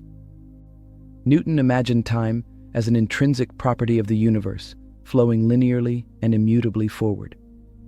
Einstein blew this simple idea out of the water with his theory of relativity, showing that Newton's theoretical construct, a grid of clocks distributed through space, keeping perfectly synchronized time, could not work. Instead, time is supple and depends on the amount of motion and the local force of gravity. Atoms know nothing of time. Reactions flow back and forth, and time's arrow seems to be an emergent property of extensive collections of atoms. The way humans perceive time presents a complex issue. It seems obvious. We feel time passing, yet there is no specific sense organ that perceives time. We experience events in time and then assign them an order as they pass from the instantaneous now into our memories. The same series of events might be a blur to one person and a glacial progression to another. Timekeeping requires an objective method to track events. The tyranny of time is a modern phenomenon, so pervasive that it is rarely acknowledged. We keep time on our wrists, on our walls, and our desktops. At the obsessive end of the spectrum, you can buy a watch that connects wirelessly to the master atomic clock at the National Institute of Standards and Technology, NIST, formerly known as the National Bureau of Standards, so that you can plan your day to the nanosecond. Watches decorate the wrists of everyone from presidents to drug lords. Inside, a tiny crystal oscillates so precisely in response to an electrical impulse that it neither gains nor loses more than a few seconds per year. What other device is 99.999999% accurate and often so inexpensive that it can be discarded without consequence? The history of the watch began with mechanical timekeeping devices perfected during the Elizabethan era for navigation on arduous ocean voyages. Before that, Galileo had discovered that his pulse was an unreliable method for timing experiments. Then he recalled a time in church when, out of boredom, he noticed that a swinging altar lamp seemed to keep accurate time. This incident led to the development of the pendulum clock. Throughout the Middle Ages and the Renaissance, clockmakers were elite artisans, and towns around Europe vied for their talents as they sought to acquire the status symbol of a clock tower. The oldest working clock is in Salisbury Cathedral in England. At the grand old age of 600 years, it has ticked more than 500 million times. Before mechanical technology, all timekeeping was based on the cycles of the sun and the moon. Many divisions of time are based on astronomical phenomena. The day for the Earth's rotation once the month for a cycle of lunar phases, and the year for one Earth orbit around the Sun. Timekeeping had the practical purpose of regulating agriculture. Some ancient civilizations tracked time with great precision. 4,000 years ago, the Babylonians maintained a solar calendar accurate to within 5 minutes, and Stonehenge utilized alignments of huge stones to predict solstices, eclipses, and other celestial phenomena. The urge to keep time predates civilization. When humans were nomadic, they had to track the seasons and know when herds would migrate or berries would appear. The oldest human artifacts are calendar sticks, dating back 30,000 to 40,000 years ago. It's ironic that we keep time with greater and greater precision, yet pay almost no attention to the vast period that stretches ahead of us. Danny Hillis wants to make a clock that will keep perfect time for 10,000 years. His clock of the long now is a counter to the lack of long-term thinking in our culture. Hillis combines practical mastery with brilliant ideas. As an MIT undergraduate, he constructed a computer out of 10,000 Tinker Toys. 10 years later, he developed a computer called the Connection Machine, which mimicked the human brain, and served as the vice president of R&D for Disney's Imagineering unit. He said that the clock of his dreams ticks once a year, bongs once a century, and the cuckoo comes out once a millennium. He's building it with a perfect reconciliation of digital and analog technology that will persist and keep near-perfect time long after we're dead. The clock of the long now excites people, but they find it strange. That's how hard it is for us to think of deep time. How can we trace time in prehistory, when there were humans to bear witness, but no written records?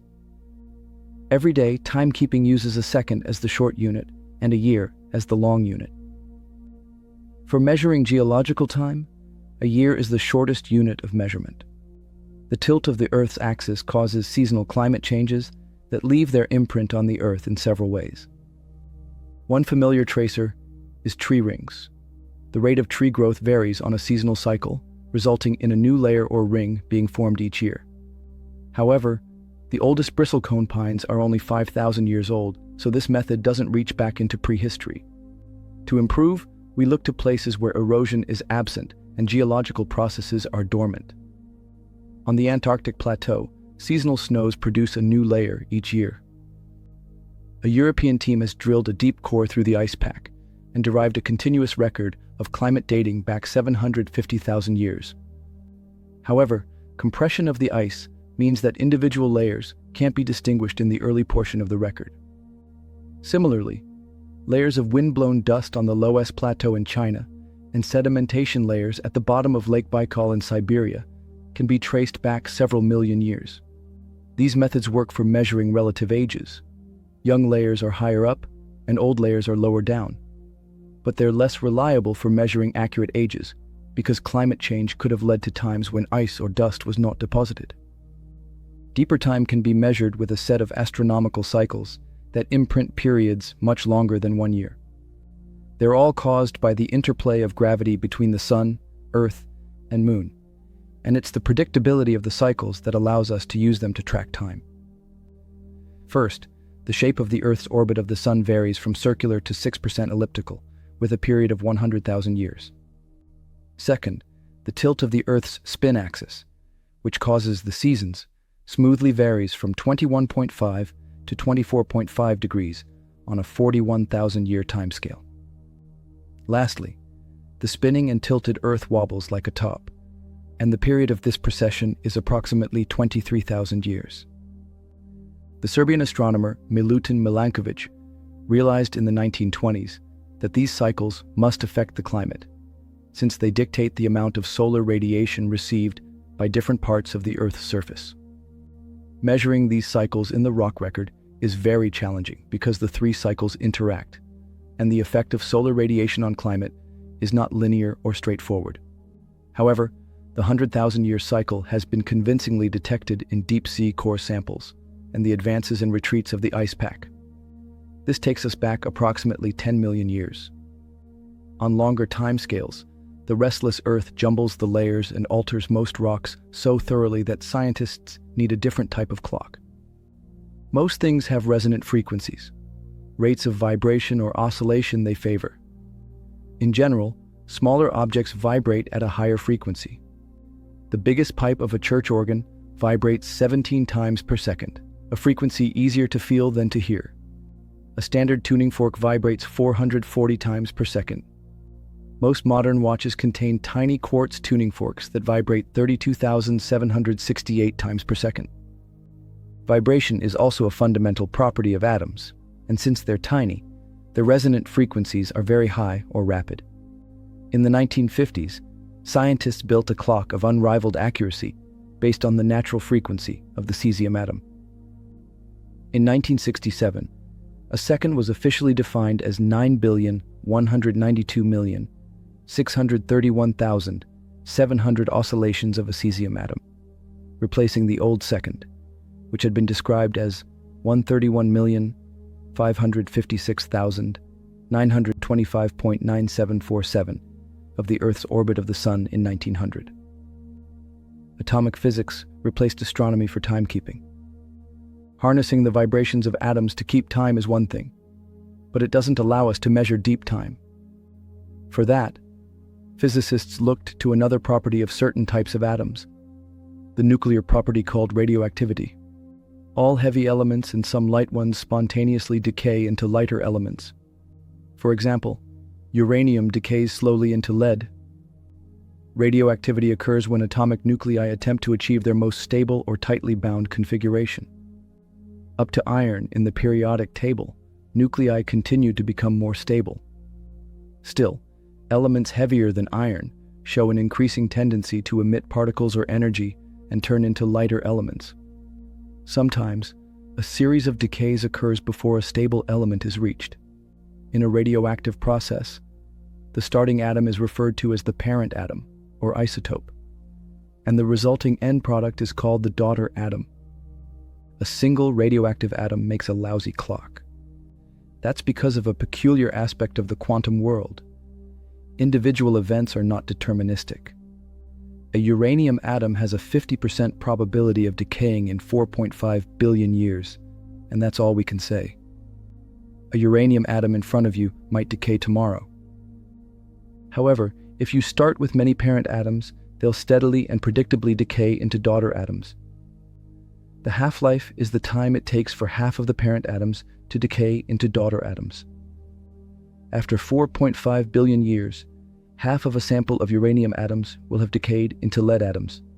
After another 4.5 billion years, half of the remaining uranium atoms will have decayed, leaving only 1/4 of the original sample.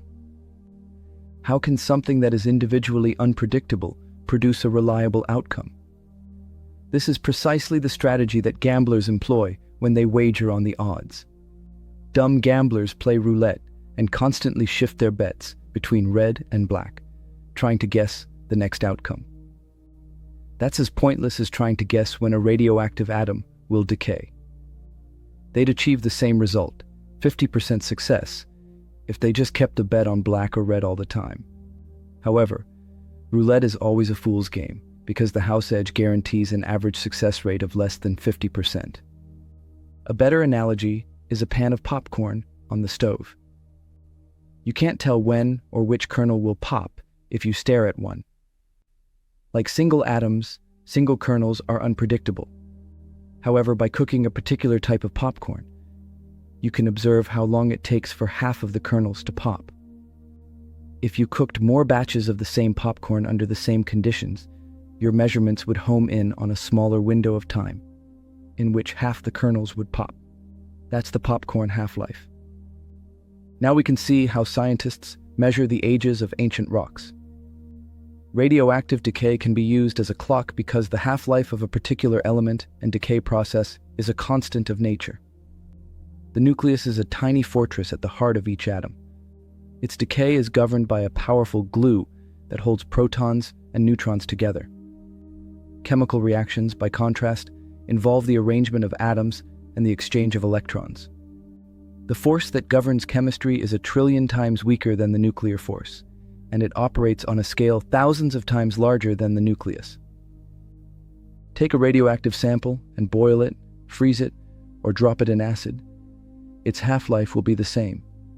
Subject it to magnetic fields or variations in gravity, no change. Uranium's half-life is the same in a lab, deep in the Earth, or a comet at the solar system's edge. To measure the age of rocks, geologists need a sample in which the material was fixed, or solidified, at a particular time, and in which the initial presence of daughter atoms is either very low or known. Radioactivity will steadily cause parent atoms to turn into daughter atoms, so the ratio of daughter to parent atoms reflects the age of the sample. The most famous form of radioactive dating uses carbon-14. The vast majority of carbon atoms are stable carbon-12, a nucleus with 6 protons and 6 neutrons. But 1 in 800 billion is carbon-14, with 2 extra neutrons, which decays with a half-life of 5,730 years. Any living thing takes in all forms of carbon from the atmosphere, but when it dies, the tiny amount of carbon-14 within it begins to decay without being replenished. As a result, the ratio of carbon-12 to carbon-14 in formerly living things steadily increases. The time since the living thing died is measured by comparing the fraction of carbon-14 in it to the fraction of carbon-14 in the atmosphere. This technique has been used to demonstrate that the Shroud of Turin is a fake, and it's commonly employed to date human artifacts, such as fragments of cloth, bone, or wood. Rocks have never been alive, so carbon dating is not applicable for measuring their ages. Also, after many half-lives, the proportion of parent atoms gets so low that it's hard to measure. A clock with a very long half-life is required to calculate the age of the oldest rocks. Uranium-238, with a half-life of 4.5 billion years, is perfect. Perfect, but dating with clocks in the rocks is only reliable if the rock's ingredients haven't been rearranged since it formed. In other words, since the technique is based on the decay of parent atoms into daughter atoms, there must be a way to determine both how many daughter atoms were present when the rock first solidified and that the parent and daughter atoms have been trapped there ever since. Uranium-238 decays into lead-206 with a half-life of approximately 4.5 billion years. Additionally, it is found alongside uranium-235, which decays into lead-207 with a half-life of approximately 7.0 billion years.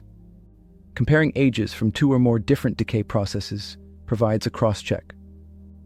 In practice, geologists use various methods and many rock samples to get reliable ages. This brings us back to the mineral zircon.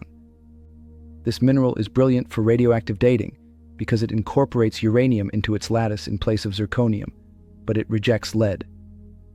Lead is the daughter atom, so that ensures there was no lead in the zircon to start with. It's chemically inert and more rigid than nails, so it's immune to weathering and plate tectonics. These small crystals are found in the oldest granite formations and yield some of the best evidence that the Earth is billions of years old. To discover ancient life, you have to find an ancient rock, and that's a challenge. Roger Buick notes that if you pick up a rock, regardless of where you live, it's not likely to be more than a few 100 million years old. That's less than 10% of the age of the Earth. In human terms, it's like searching high and low for a 100-year-old, when all you see around you are kids, a few teenagers, and the odd adult. Think of the pockmarked lunar surface. That heavily impacted terrain mirrors our collision history. But on Earth, those scars have been erased by wind and water, and the surface has been rebuilt many times by the surge of magma from the interior. Imagine you buy a house and find the fridge in the kitchen is full. You know the age of the refrigerator, but none of its contents have labels. How would you estimate ages? By deduction, by comparing the thickness of the rind on the cheeses, by seeing which tub of yogurt had the most mold, by finding out which item smelt the worst. Geologists can also learn a great deal about rocks by examining their appearance, texture, and odor, but they ground their inferences in the rigorous physics of radioactive decay. Buick is animated as he names the places on Earth where you can find rocks more than 3 billion years old: Greenland, South Africa, and Western Australia. The last is his stomping ground, in the country that gives his accent a distinctive twang. Buick has shoulder-length hair and fiery, intense eyes. His post-1960s attire and friendly demeanor belie intense intelligence. Much as it disappoints those who like to think that academia is a meritocracy, a tweedy look and an Oxbridge accent still confer subtle advantages. Each year, Buick sets off from his office at the University of Washington in Seattle and heads for places with no coffee shops or bookshops. He spends long enough in the field to sprout a wild man's beard and toss off concerns of personal hygiene. He prefers to work alone. The bush is harsh and austere. He's had a vehicle blow up on him, and he's had to walk 35 miles with no water. It's 120 degrees in the summer and humid. Australia hosts many of the world's most venomous snakes and spiders. This is not work for the faint of heart. Years of scrambling through the wilderness and smashing rocks with his hammer have given Buick an uncanny ability to discern the oldest formations. He is a field geologist, an unabashed rockhound. The ability to read rocks is a particular kind of skill. Astronomers examine smudges of light in a digital image and infer the history of galaxies billions of light years away. Chemists take one whiff from a test tube and know its contents. People like Buick stare at a rock and infer the tumult of tectonic forces that have acted over geologic time. Like other branches of science, geology has undergone a significant transformation in its high-tech approach. Many geologists work from satellite maps and use remote sensing techniques. Not Buick. He enters the field with a topographical map and a well-trained eye, then scrambles into gullies and up hillsides. Buick thrives in the red and weathered rocks of Australia's western outback. But the first time he went to Greenland, he was lost because the stones were grainy and black, shattered by freezing and sculpted by glaciations. His perception was like that of a newborn child. Sometimes it's the similarities in different terrains that are noteworthy. On one of his trips, Buick had a toy Mars rover with him. He put it among the ochre rocks of the arid Australian desert and was delighted to see it make a perfect tableau of the Martian landscape. The oldest piece of the Earth isn't a rock at all. It's a zircon crystal from the Jack Hills of Western Australia. Roger Buick wasn't in on the discovery, but he knows the region well.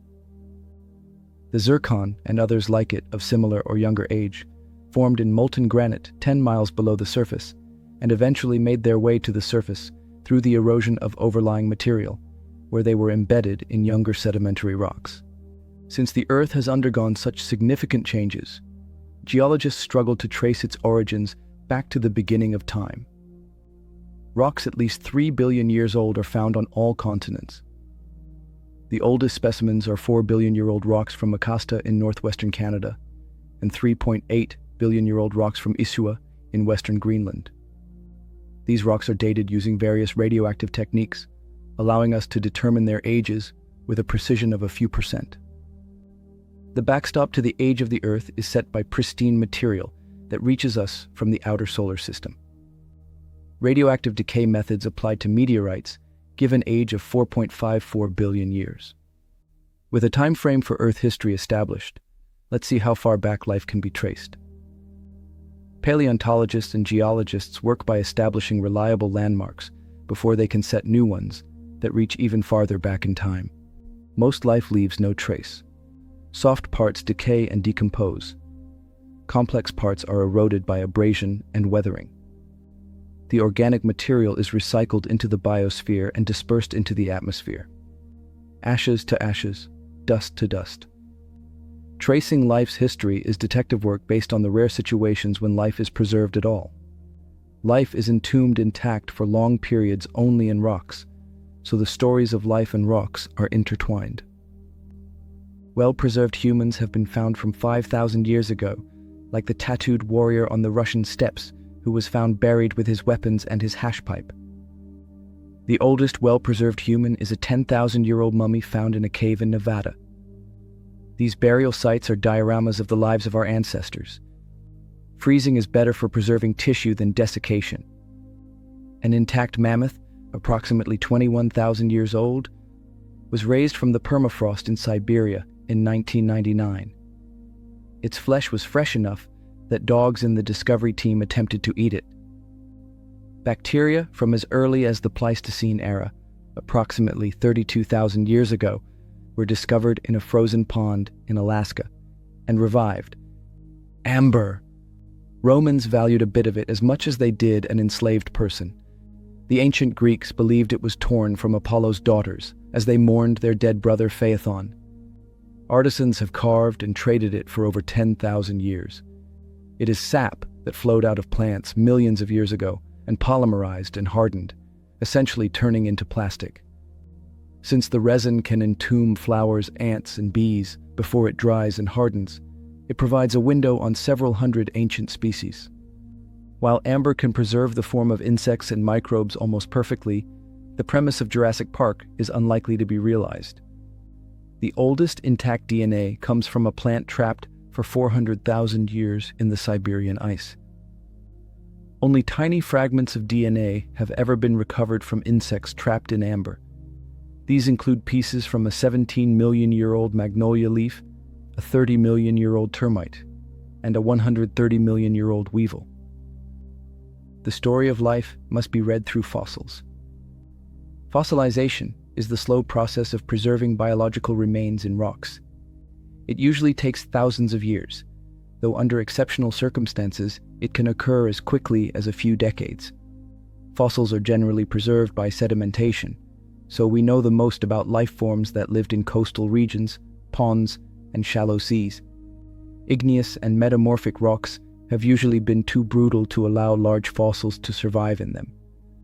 Soil is also bad news because it's often acidic. Fossilization turns bone into stone. A fossil can also be an imprint or a cast of a life form rather than the life form itself. Less than 1% of the Earth's creatures have been preserved as fossils, so it's challenging to infer the full biological diversity from such a small sample. An organism with no complex body parts is usually at a disadvantage. Dead bodies are picked clean by scavengers or quickly rot, and bones are ground into dust or dissolve over time. It takes a quick death under special conditions to leave a corpse that will still look appealing millions of years later. How does it work? Sometimes the carbon from the living form is replaced or transformed into a different form of carbon after death.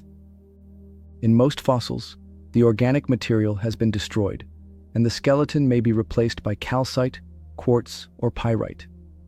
The result is a faithful reproduction of the creature's shape, but all details of the interior tissues and organs are lost. Long-dead creatures can leave more indirect evidence of their bodies or body parts. These include footprints, tails, burrows, and even feces. Fossilized dung is called a coprolite. Bits of fossilized crushed material in coprolites reveal what extinct animals ate. One beautiful specimen from Saskatchewan was a T-Rex turd the size of a small pillow, containing fragments of the head frill of a triceratops. About 500,000 years ago, the record of animal fossils peters out like a road winding into a thick fog. 11. Before the Cambrian era, from 543 to 490 million years ago, when life was mainly in the oceans, organisms had no rigid bodies or skeletons to leave any evidence of their function or form. Imagine an ancient jellyfish made of 99% water. It's like a ghost even before it dies. During the vast period from 2.5 billion to 543 million years ago, an interval known as the Proterozoic, fossil remains are predominantly those of bacteria.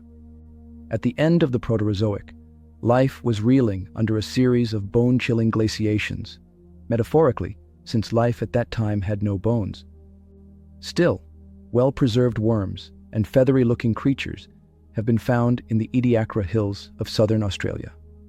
Approximately 700 million years ago, the only evidence of life was in the form of microfossils.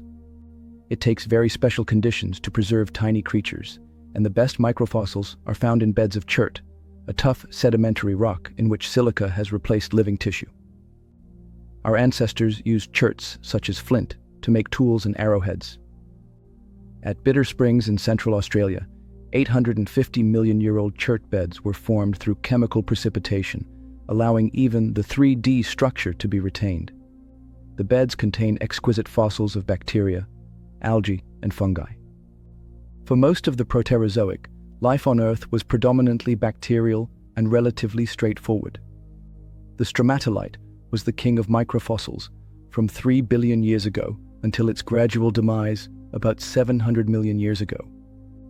Roger Buick was a first-year graduate student when he discovered a stromatolite that was more than 3 billion years old. Stromatolites resemble cabbages, and they've been called the Rodney Dangerfield of fossils. They don't receive much respect because they're not as visually appealing as trilobites and ammonites. A stromatolite is a trace fossil, something left behind as the result of an organism's activities rather than the organism itself. Stromatolites represent some of the Earth's earliest life forms. Their descendants are found in tidal areas today, including Shark Bay in Western Australia, close to where Buick grew up. He chuckles when asked if humans might prove to be as durable as microbes. Buick explains that stromatolites are formed by bacterial mats, built up layer by layer by microbes called cyanobacteria. These tiny creatures can't be seen with the naked eye. What you can see is the remains of the city they built. Think of Pompeii, the ancient city in Italy, entombed and preserved by ash from a volcanic explosion nearly 2,000 years ago. Almost no human trace survived due to the intense heat, but it's easy to see the buildings and courtyards and infer from them the way the people lived. In the same way, stromatolites are trace fossils left by cyanobacteria. They deserve our respect, quite apart from the fact that they've persisted for 3.5 billion years. Fig. Mupati Wandru. Long ago, these tiny photosynthetic organisms created all the oxygen we breathe. To graphically explain the idea of molecular fossils, Buick turns macabre. After killing me and burying me in sediment, he explains, he'll heat and squash my body until only organic ooze remains. Oil. This is the cool part. He cheerfully points out that he could use the ooze to deduce that I had been an advanced organism that reproduced sexually and was composed of complex cells with nuclei. He could even guess my cholesterol level. Cholesterol is a molecule found only in complex organisms, unique because it isn't found in bacteria and survives surprisingly well in geological environments. Some molecules are reliable tracers of photosynthesis. Others trace more exotic metabolic processes. Buick has an ancient chunk of barite on his desk. He can scratch it and release hydrogen sulfide gas, smelling distinctly of rotten eggs, from inclusions within the crystals.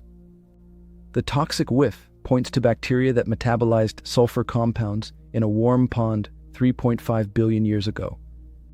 The research is challenging because each of the chemical tracers can also occur naturally in situations where they are not tied to any biological activity. The inference of life is based on localization within particular rocks, which makes it less likely to be contamination from a random source, and on a pattern of these biomarkers that doesn't depend on only one type of evidence. Stromatolites, molecular tracers, and even individual recognizable microfossils have been found dating back to 3.5 billion years ago, providing strong evidence that the Earth has been continuously inhabited since then. It's strong, but not compelling. This is a confusing crime scene. There are no living witnesses. Countless creatures have trampled across the delicate evidence, which has also been squashed, heated, and scoured by various chemicals. Rivers of lava have flowed, and meteorites have rained down over the aeons. Few geological formations exist. Despite this, scientists pluck up their courage and push back even earlier. Scientists are forced to rely on atomic tracers, which present a challenging detective work. In addition to a short-lived radioactive isotope, carbon has an enduring isotope. About 99% of carbon in nature is familiar. Carbon-12, and just over 1% is carbon-13. Bill Schopf at UCLA, who has conducted significant research on ancient microfossils, has been a proponent of carbon isotopic ratios as indicators of early life. In seawater, dissolved carbon dioxide and calcium combine to form calcium carbonate, which precipitates on the ocean floor and forms limestone. In living organisms, such as plants, carbon dioxide is captured by an enzyme in the first step of photosynthesis, which later produces glucose. The two types of carbon atoms bounce around inside a cell, like ping-pong balls. The lighter carbon moves faster, so it hits the enzyme more often and is more readily absorbed.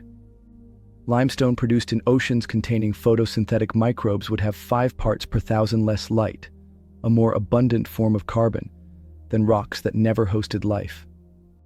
This difference is measurable using modern mass spectrometry techniques. With carbon as a tracer, photosynthesis can be tracked through geologic time, dating back to approximately 3.5 billion years ago. The same life tracer has been seen more controversially in the oldest sedimentary formation ever studied, 3.8 billion-year-old crystalline graphite from Isua in Greenland, by Manfred Schildowski of the University of Mainz. However, this final piece of evidence only provides a glimpse of life. Why should we care about the age of the oldest organism? The primeval Earth was peppered by debris left over from the formation of the planets. It was an inhospitable place of volcanoes, earthquakes, and toxic air. If life could exist there, it could exist on countless planets beyond the solar system. If life began quickly on Earth, life could form on any similar planet. Sometime in the first 500 million years, or 10% of the history of the Earth, the motor of life first turned over. But how? Chemists tell a joke among themselves when nobody else is around. Life is impossible, they say. We've put simple chemical ingredients in water. We've added energy in the form of heat or electricity. And all we ever become is an organic sludge. We never see replicating molecules. We never make a cell. The astronomer Fred Hoyle once said that the act of assembling the simplest living organism from simple molecular ingredients was as unlikely as a tornado whipping through a scrapyard and assembling a jumbo jet. Yet somehow it happened. Was it blind luck? And if it were to happen here, could it happen somewhere else?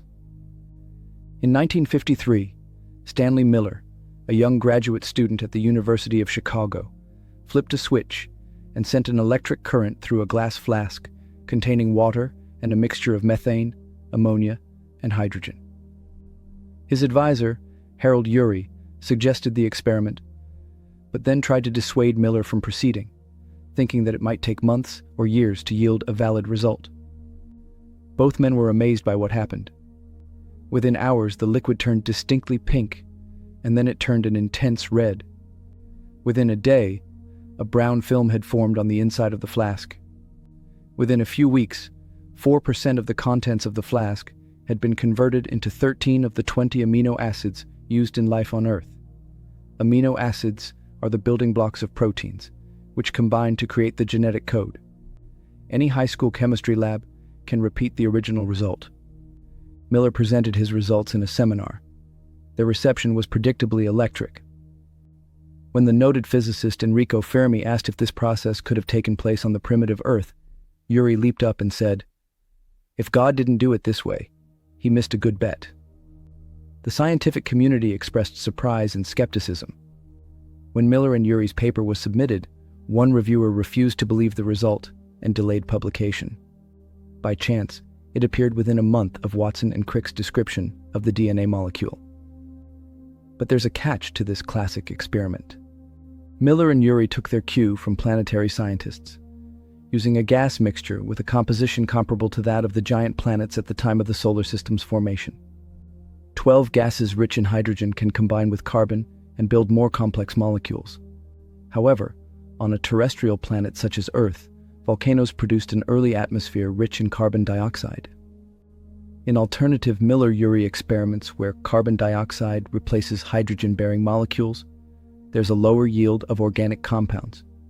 The original experiment also used an electrical discharge that was unrealistically strong, an attempt to simulate the effect of lightning. However, the early Earth had several other energy sources, including ultraviolet radiation, volcanoes, seismic shocks, deep-sea vents, and even impacts from space. Using gases rich in hydrogen yields similar results in all life-in-a-bottle experiments, regardless of the nature of the energy source. In addition to organic compounds that formed in the primordial soup of Earth's atmosphere and oceans, life probably had assistance from space.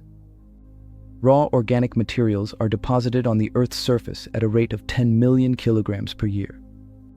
The rate was 100,000 times higher during the bombardment that preceded the earliest evidence of life, when debris left over from planet formation was abundant. Both comets and meteorites can transport complex molecules to Earth. More than 70 amino acids were found in the Murchison meteorite after it landed in 1969, 8 of which are among the 20 amino acids used by terrestrial life. Surprisingly, when scientists simulate impacts, amino acids not only survive the crashes, but many also join to form polypeptides or mini-proteins, another step along the road to life. Meteorites also deliver a vital ingredient: phosphorus. This reactive element is the 5th most crucial biological element after carbon, hydrogen, oxygen, and nitrogen. Still, stars make very little of it. Phosphorus is 5 times rarer in the cosmos and 8 times rarer in ocean water than it is in bacteria. Phosphorus is critical to life because it forms the backbone of DNA, and it's also the primary ingredient in ATP, adenosine triphosphate, life's fundamental fuel. The most common phosphorus-bearing mineral on Earth, apatite, does not readily release its phosphorus. However, meteorites contain the metallic mineral schreibersite, which releases phosphorus-rich compounds into the water. Many variations of the Miller-Urey, or life in a bottle, experiments have been carried out since 1953. While none have yielded a living organism or even a replicating molecule, they have produced most of the basic building blocks of life. 13. In addition to producing amino acids, the experiments have yielded sugars, fatty acids, and all of the bases used by DNA and RNA. By adding carbonyl sulfide, a gas from volcanoes and deep-sea vents, a team at the Scripps Institute saw amino acids joining together in groups of 4 to make polypeptides, which is a more complex result than what Miller and Urey found before. Perhaps we shouldn't be surprised that a few weeks in the lab can't duplicate a process that probably took millions of years on Earth. Yet, the results of the life in a bottle experiments seem somewhat disappointing. They take us from simple molecules with 3 to 5 atoms up to organic molecules with a few dozen atoms. Compare this to the simplest proteins, which consist of thousands of atoms, and DNA strands from the most primitive organisms, which comprise tens of millions of atoms. The transition from organic mud to the intricate biochemical machinery of a cell is extensive. This expedition resembles a journey to the summit of a lofty mountain range, although we find ourselves ensnared in the lower foothills of the Hindu Kush. At the same time, the higher peaks allure us from a distant obscurity. Numerous routes may lead to the summit. They appear challenging. As with other scientific endeavors, this trip is achieved through perseverance, incremental progress, and the acknowledgement that advancement entails unsuccessful attempts and occasional setbacks. How will we ascertain our arrival? What delineates the distinction between life and non-life? Biologists find it very challenging to reach a consensus on the definition of life. All individuals concur on the characteristics of development and reproduction. However, flames and crystals can develop and spread. Viruses possess the capability to replicate, yet they require a host cell to do so. The majority of individuals concur that life accumulates and arranges energy. However, a star does as well. A more complex notion, fundamental to life, is metabolism, originating from the Greek term for change. Organisms assimilate and expel substances and energy in the form of waste and heat. The biochemical pathways are intricate. Certain substances are catabolized while others are anabolized from more minor constituents, yet there is a consistent process of flux in and out. The concept of life as a continuum of matter and energy is entirely rational. We consume hamburgers. However, we do not transform into burgers. Instead, we derive energy from the hamburger and reorganize its atoms to produce other copies of ourselves. Every 5 days, a new gastric lining is generated. You acquire a new set of skin cells every 6 weeks and undergo a whole replacement of liver cells every 2 months. Annually, 98% of the atoms constituting your body are substituted. The continual substitution of components and energy transfer within a stable structure characterizes living creatures. Significant insights are derived from physics. In his 1945 publication, What is Life? Erwin Schrödinger, a seminal figure in quantum theory, characterized life as a thermodynamic phenomenon. Thermodynamics is the examination of heat transfer, with heat characterized as the microscopic movements of atoms and molecules, representing the most chaotic type of energy. Energy in the universe is conserved unequivocally. It cannot spontaneously emerge or vanish. When energy appears to vanish, it is typically converted into heat. When a wind-up toy ceases to move, it is because the energy in a coiled spring has been converted into motion and subsequently into heat. When a moving vehicle ceases operation, the energy contained in the chemical bonds of fossil fuel is transformed into kinetic energy and subsequently into thermal energy in the brake pads and tires. What is the source of life's energy? Numerous creatures, including plants, directly harness light energy from the sun. Organisms higher in the food chain derive their energy from the stored energy within the chemical bonds of smaller organisms. Nonetheless, the source remains identical. Life's energy utilization is neither perfectly efficient, nor does it require such efficiency. When sunlight strikes a plant's leaf, approximately 30% of the energy is used to initiate photosynthesis, while the remainder is dissipated, warming both the leaf and the surrounding air. If the light struck a sheet of paper instead, it would heat both the paper and the surrounding air. The collection of chemical events occurring within a living creature is referred to as its metabolism. Specific reactions decompose substrates to liberate energy for crucial functions, whilst others synthesize vital components. The functioning of even the most basic cell appears remarkably intricate. Nonetheless, every configuration and reconfiguration of atoms and molecules entirely complies with the law of conservation of energy. A prevalent fallacy is that life contravenes the universal inclination towards disorder. To see the invalidity of this assumption, we must briefly explore the principles of physics. The second law of thermodynamics can be articulated in multiple forms. Nonetheless, the most pertinent aspect for a discourse on life is that in all energy interactions within the natural world, the ratio of disorganized or thermal energy tends to escalate. Entropy is the physicist's quantification of disorder. Entropy differs from chaos. Daily analogies of shuffled cards or misplaced socks evoke an enticing mental image. Nonetheless, they are flawed comparisons since they pertain to human configurations of macroscopic entities. Entropy is defined in terms of the microscopic states of atoms and molecules, and it is closely linked to the concept of heat. Entropy increases as an ice cube melts in a glass of water or when a noxious scent disperses over a room. Since the organization of the ice crystals or the concentrated condition of the gas is diminished. In both scenarios, the outcome is an increased level of homogeneity or microscopic disarray and amalgamation. Entropy can also be conceptualized as the quantity of equivalent microscopic states.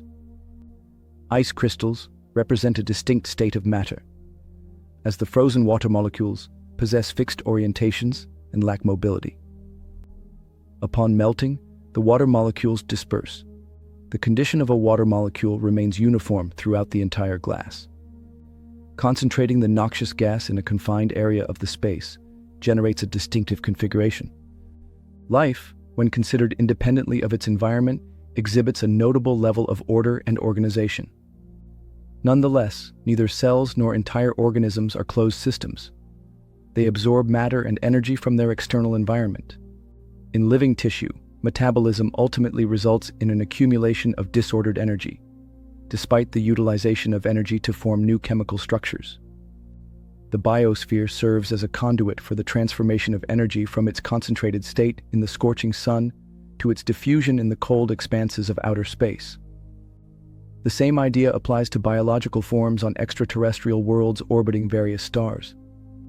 Translating the notion of entropy to the concept of information is a minor progression. Life retains information through the localization of its chemical constituents, the distinct roles of metabolism, and, most evidently, in the base pair sequence of the DNA molecule. Information is often perceived as a fact or a datum. Nevertheless, it can be defined more comprehensively. Possessing information equates to knowing. Conversely, acquiring information signifies a reduction in ambiguity. An increase in information correlates with a decrease in uncertainty. That is logical. Let us condense the deleterious gas from the previous case into a single molecule of hydrogen sulfide.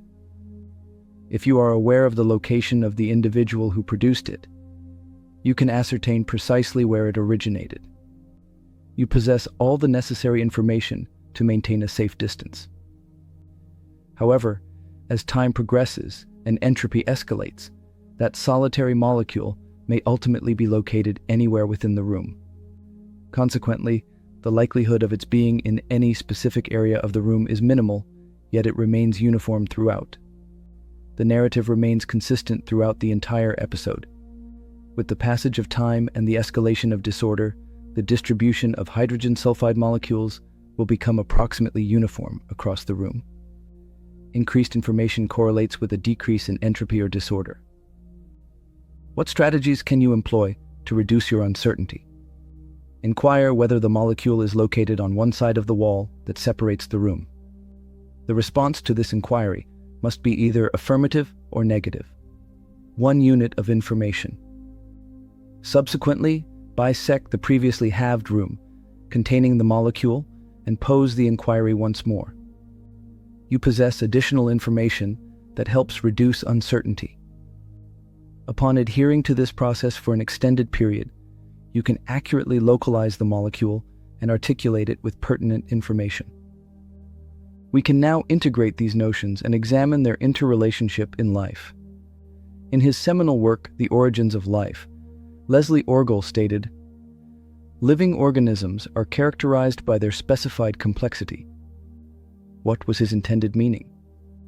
Numerous phenomena in the universe are not arbitrary, such as planets and galaxies. Yet, they lack specificity. Life is not merely intricate. Its functionality is contingent upon the information inherent in the configuration of matter. Information content can be defined as the least number of steps necessary to delineate a structure. If amino acids are randomly mixed to form a polypeptide, it is essential to specify simply the proportions of the amino acids present. To identify an enzyme, it is necessary to determine the specific acid present at each position in the enzyme sequence. The enzyme possesses greater informational richness. Life utilizes existing matter, organizing and reorganizing it. Novel configurations and their particular organization correlate with an augmentation of information. This is a transient deviation from the overarching increase in entropy and the distribution of energy. Organisms assimilate the sun's high-temperature solar radiation as lower-temperature thermal radiation and retain a portion of that energy in chemical bonds. An organism utilizes that energy for sustenance, after which the energy contained in those identical chemical bonds may serve as fuel for a second creature that consumes the first. Lunch is not complimentary, yet it is delectable until the bill arrives. The characteristics of life examined thus far exclude a vital component. Organisms utilize energy to structure materials and retain knowledge. They also engage in reproduction. An additional factor emerges: life evolves. Evolution suggests a more profound relationship with the environment than only utilizing it for energy and thermal storage. The environment influences existence. All creatures exhibit differences, even when their starting informational content is similar.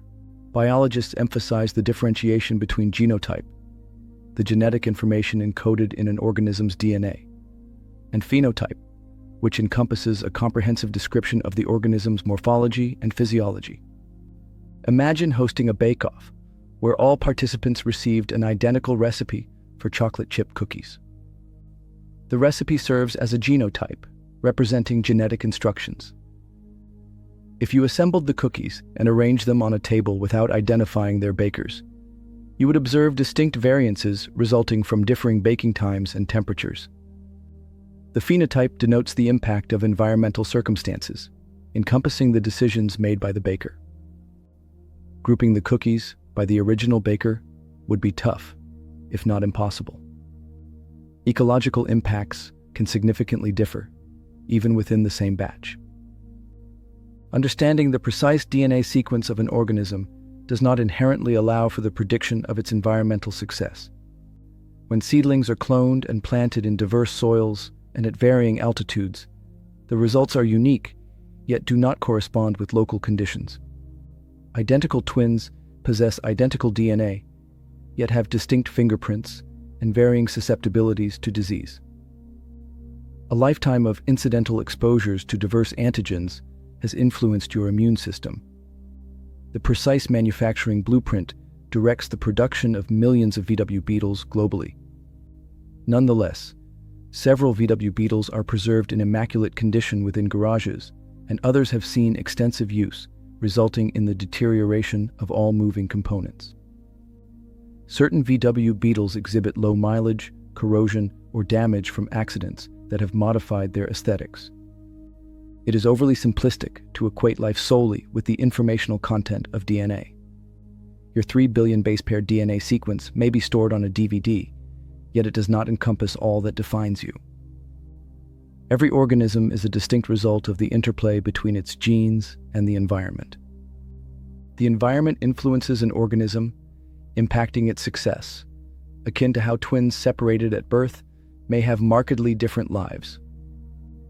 If genetic material remained unchanged across generations, the spectrum of outcomes would consistently be identical, as individuals within a population would lack the capacity to grow larger, become faster, enhance intelligence, or otherwise adapt to their environment. Evolution needs genetic diversity. Genetic variety arises inherently during reproduction. The DNA replication cycle in a cell is very efficient, yet not infallible. Some information is lost in translation. External factors, like radiation and chemicals, may induce minor alterations or mutations. Mutations do not invariably influence reproductive success. The majority are neutral, neither benefiting nor hindering the organism. Evolution does not consistently progress towards increased size or complexity. Particular bacterial species have persisted for billions of years, and organisms can undergo simplification during evolution, exemplified by cave-dwelling species that lose their visual capabilities. Organisms reproduce as slightly flawed replicas, with variants succeeding or failing according to their adaptability in the environment. The aggregation of minor alterations can result in significant variances in function and morphology, ultimately culminating in the formation of novel species. This procedure exemplifies the mechanism of natural selection, which is central to Darwin's theory of evolution. More than 2,000 years ago, Aristotle wrote, "Nature gradually evolves from inanimate objects to living creatures without a distinct boundary between them." It is exceedingly challenging to define even the most basic living entity. As it likely originated within the initial 5 million years following the Earth's formation, we may never have direct evidence of its inception. However, scientists are now capable of constructing a highly credible depiction of how it occurred. Mary Shelley's Gothic novel Frankenstein often conflates Dr. Frankenstein with his creature. Dr. Frankenstein is an exceptional scientist fixated on the essence of life. He meticulously creates a being and imbues it with the spirit of life. Nonetheless, the organism grows malevolent following experiences of prejudice and rejection, ultimately turning against its creator. The mistake is understandable. Both Frankenstein and his creature are monstrosities. Both are tragic figures. In Dr. Frankenstein's instance, his altruistic intentions are overshadowed by the arrogance of attempting to transcend the limits of natural knowledge to create a superhuman race and unveil the mysteries of life itself. The narrative profoundly resonates by tapping into our nearly obsessive belief that science will grant us the ultimate capability to resolve our issues. Simultaneously, unleashing uncontrollable forces. Jack Szostak, a molecular biologist, is not Dr. Frankenstein, nor are his creatures monstrosities. He holds appointments at Harvard Medical School, Howard Hughes Medical Institute, and Massachusetts General Hospital. He is well acknowledged as an accomplished researcher. Szostak is a gentle individual possessing a smooth, unblemished visage and a lovely Canadian accent. His voice is contemplative and deliberate, although he becomes fervent while addressing his research. Szostak is endeavoring to replicate in the laboratory phenomena that transpired during the Earth's formative years. In the absence of a precise model of the original occurrence, and without direct evidence to inform him, he is endeavoring to construct a live cell. The formidable scale of the undertaking is underscored by Fred Hoyle's remark regarding a scrapyard and a cyclone. The Miller-Urey experiments represent merely a minuscule step from basic components to the genome of a complex organism. In other words, how could arbitrary, unregulated processes have produced an entity as intricate as a cell?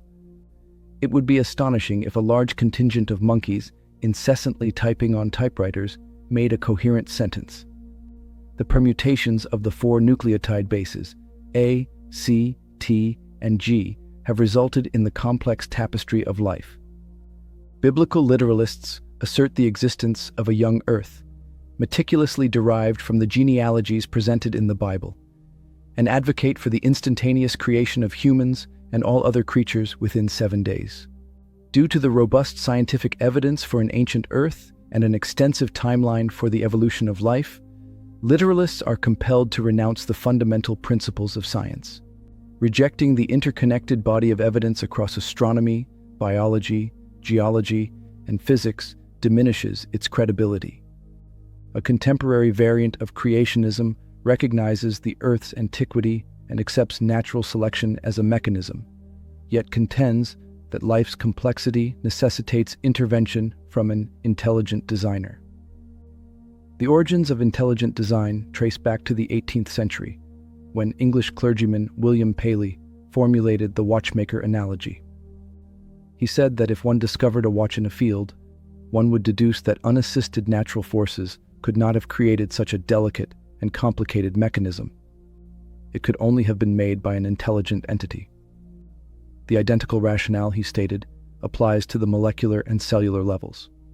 The probability of minute molecules spontaneously amalgamating into intricate macromolecules is insufficient for life to have originated by mere chance.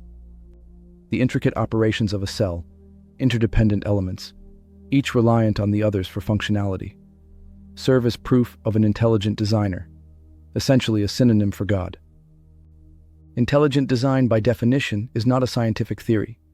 Its fundamental premise cannot be validated through experimentation, and it does not propose new ideas for testing. It seeks to undermine evolutionary theory. Nevertheless, the criticisms have been robustly countered. In a science classroom, where concepts are based on verifiable facts and testable predictions, intelligent design is irrelevant. Nonetheless, we must confront the fundamental astonishment of theistic interpretations. The analogy of a tornado in a scrapyard for evolution is striking, although our astonishment diminishes upon recognizing its flaws. In the scrapyard, the 747, an elaborate, meticulously organized apparatus, emerges fortuitously. Nevertheless, evolution is not only a consequence of randomness. Evolution favors specific assemblages over others, contingent upon their environmental suitability. A tornado violently collides and disassembles objects indiscriminately, hence it does not exemplify natural selection. Additionally, in the analogy, a tornado transforms a collection of components into an entirely constructed aeroplane in one motion. In contrast, evolution utilizes a multitude of incremental stages to go from simplicity to complexity, with each stage influenced by natural selection. The phenomenon appears less impressive when we can elucidate the intermediate stages leading to the evolution of sophisticated animals. The objective of the comparison is to create a jumbo jet. Evolution is not goal-directed. It favors traits that are beneficial in the present, rather than those that may confer advantages in the future. In the 6th century BCE, The Chinese philosopher Lao Tzu stated, "A journey of 1,000 miles begins with a single step." We now focus on the initial stages of life. How did the primordial Earth progress from simple atoms to intricate molecules? Before the creation of the first cell, the process of synthesis was essential. Carbon is an atom that inherently and rapidly creates chains with itself and other atoms. At the most fundamental level, atoms encounter each other through random collisions. However, once the atoms bond, subsequent collisions may perpetuate this process. Molecules develop incrementally. Consider the hearts from a deck of cards as an analogy for little entities colliding to create a larger entity. Commence with the cards thoroughly shuffled. Assuming the molecule in question represents all the hearts sequentially, what is the probability of such an occurrence arising by chance? Repeatedly shuffle the cards, and you may observe a sequence of 3 or 4 cards in succession, but not 7 or 8, and never all 13.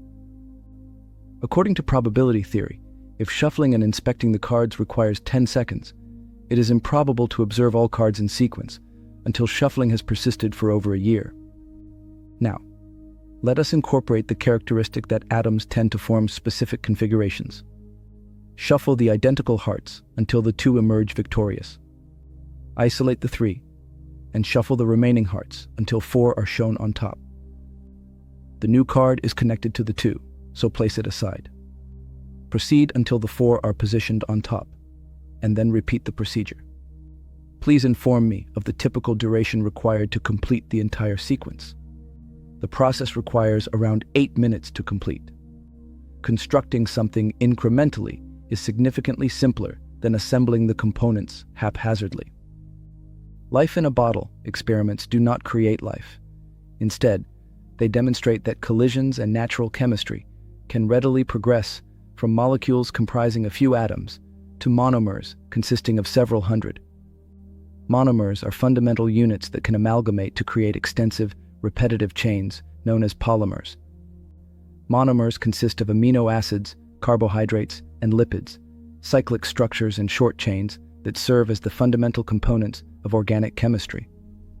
Nevertheless, they are overly simplistic to perform the advanced activities of a cell. For instance, over 140 distinct compounds have been identified in interstellar space, where reaction rates are millions of times slower than in a liquid medium like water, illustrating how atoms might amalgamate to create the fundamental components of life. This encompasses the amino acid glycine.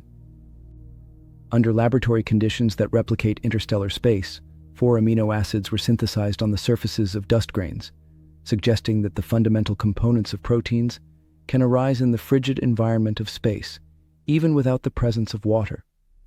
Radio astronomers have discovered sugar and alcohol in the extensive gas clouds that constitute star formation, and they necessitate citric acid to prepare a palatable margarita. Ambling through the foothills is simple, although the landscape rapidly becomes steep and perilous.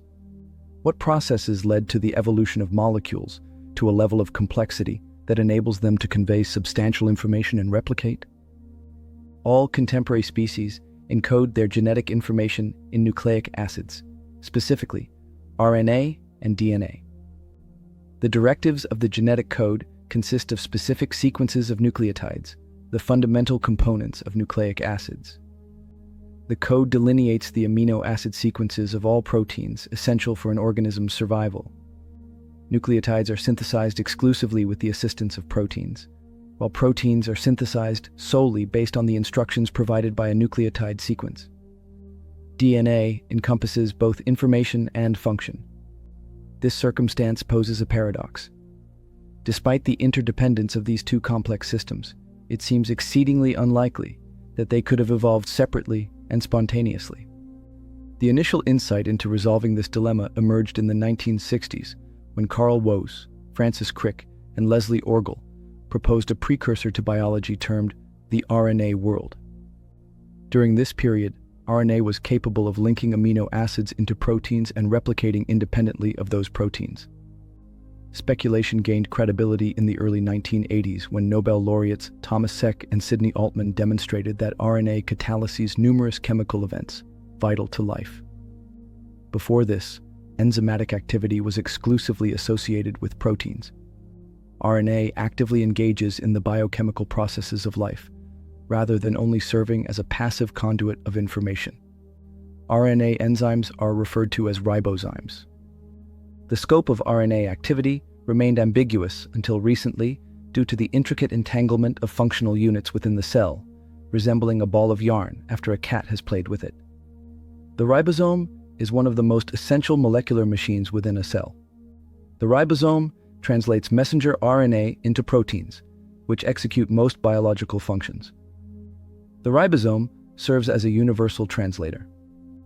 Envision a DVD player capable of translating any DVD into a film. In this comparison, the DVD represents messenger RNA, the DVD player symbolizes the ribosome, and the movie signifies the protein output. Researchers were thrilled to discover that RNA functions as the conductor of protein synthesis in the ribosome. RNA can regulate gene expression, a function previously believed to be solely the purview of proteins. We have effectively circumvented the paradoxical scenario in which RNA embodies both information and activity within a cell. The dichotomy of DNA and proteins eclipsed the RNA world at a particular juncture in the history of life. The double helix structure of DNA exhibits greater stability and is more conducive to the long-term preservation of information. While RNA remains a multifaceted facilitator in contemporary cells, all creatures utilize DNA as their hereditary foundation. The most significant unexplored domain today pertains to the transition from a mixture of simple molecules, specifically amino acids and nucleic acids, to the RNA world. Leslie Orgel stated, "Anyone who believes they possess the solution to this problem is misguided." He further remarked, "Conversely, anyone who considers the issue to be insurmountable is equally misguided." Jack Szostak is a leading figure in the domain of early life mapping, possessing an unparalleled understanding of the subject. Numerous issues exist.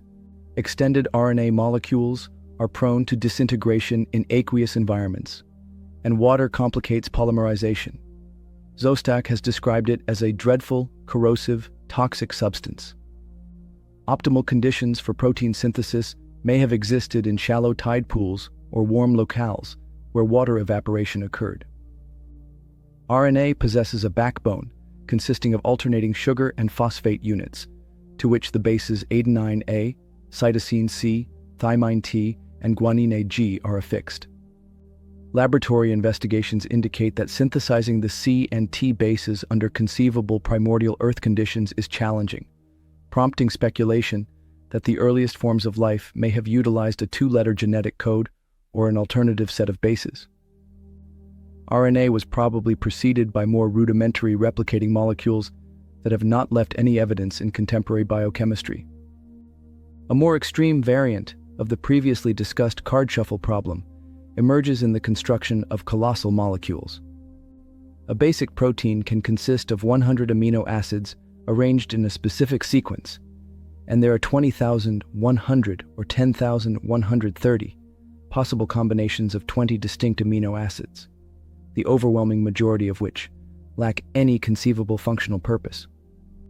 Likewise, the most basic gene comprises around 220 nucleotide bases, which can join in 4,220 or 10,230 configurations.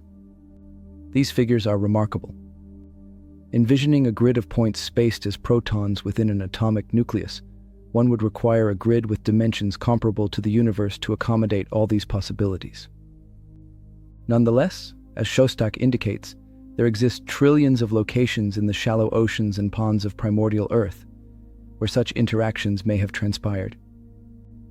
Moreover, given that chemical reactions occur in mere fractions of a second, the emergence of primitive biology over several million years would yield trillions of time steps for these reactions to occur. Even the unlikely will manifest in some location. Furthermore, intricate chemistry is not arbitrary. A system is termed autocatalytic when chemical reactions occur, in which one of the products facilitates its synthesis. Catalysts expedite chemical reactions by orders of magnitude, without undergoing consumption. In living cells, catalysts are specific proteins known as enzymes. Consequently, complexity escalates rapidly and non-linearly. Computer simulations illustrate self-organization and rapid advancement through a statistical evaluation of potential responses. The physicist Freeman Dyson studied these networks and demonstrated that using 10 distinct monomers as building blocks, it requires merely 10 billion sites and a short amount of time to synthesize polymers consisting of 10,000 monomers. This system is 2/3 complete in terms of complexity compared to a full-scale RNA molecule. Computers can only demonstrate combinatorial possibilities.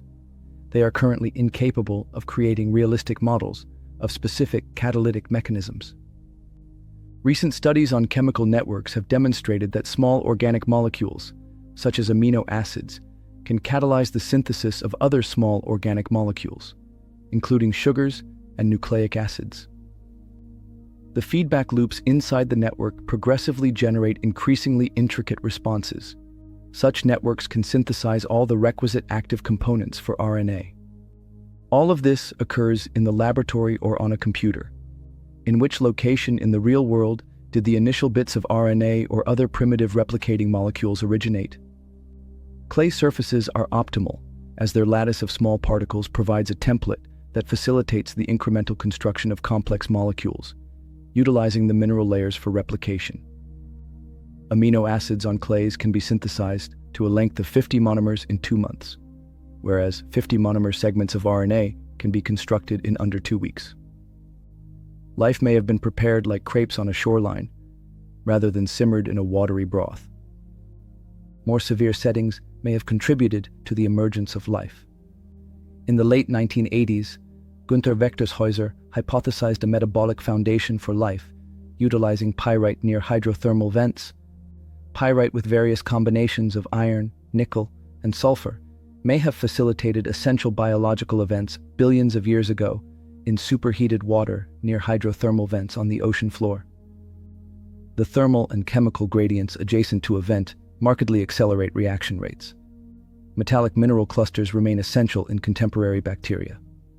Once RNA fragments are available, the subsequent course of action becomes more direct. In contemporary cells, RNA possesses a defined and restricted catalytic capacity. Jack Szostak and his team have broadened the scope of biological processes by synthesizing novel forms of catalytic RNA, or ribozymes, in the laboratory.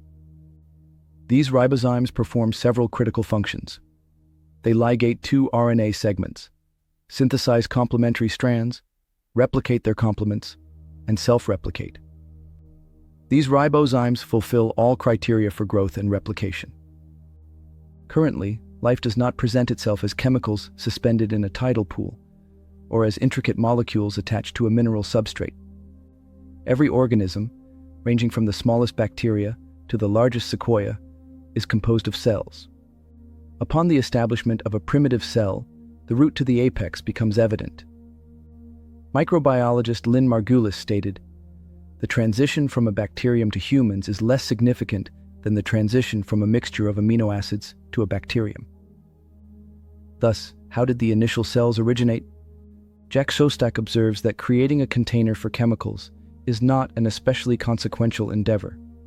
For decades, it has been established that fatty acids, which were very abundant on primordial Earth, can spontaneously create small enclosures.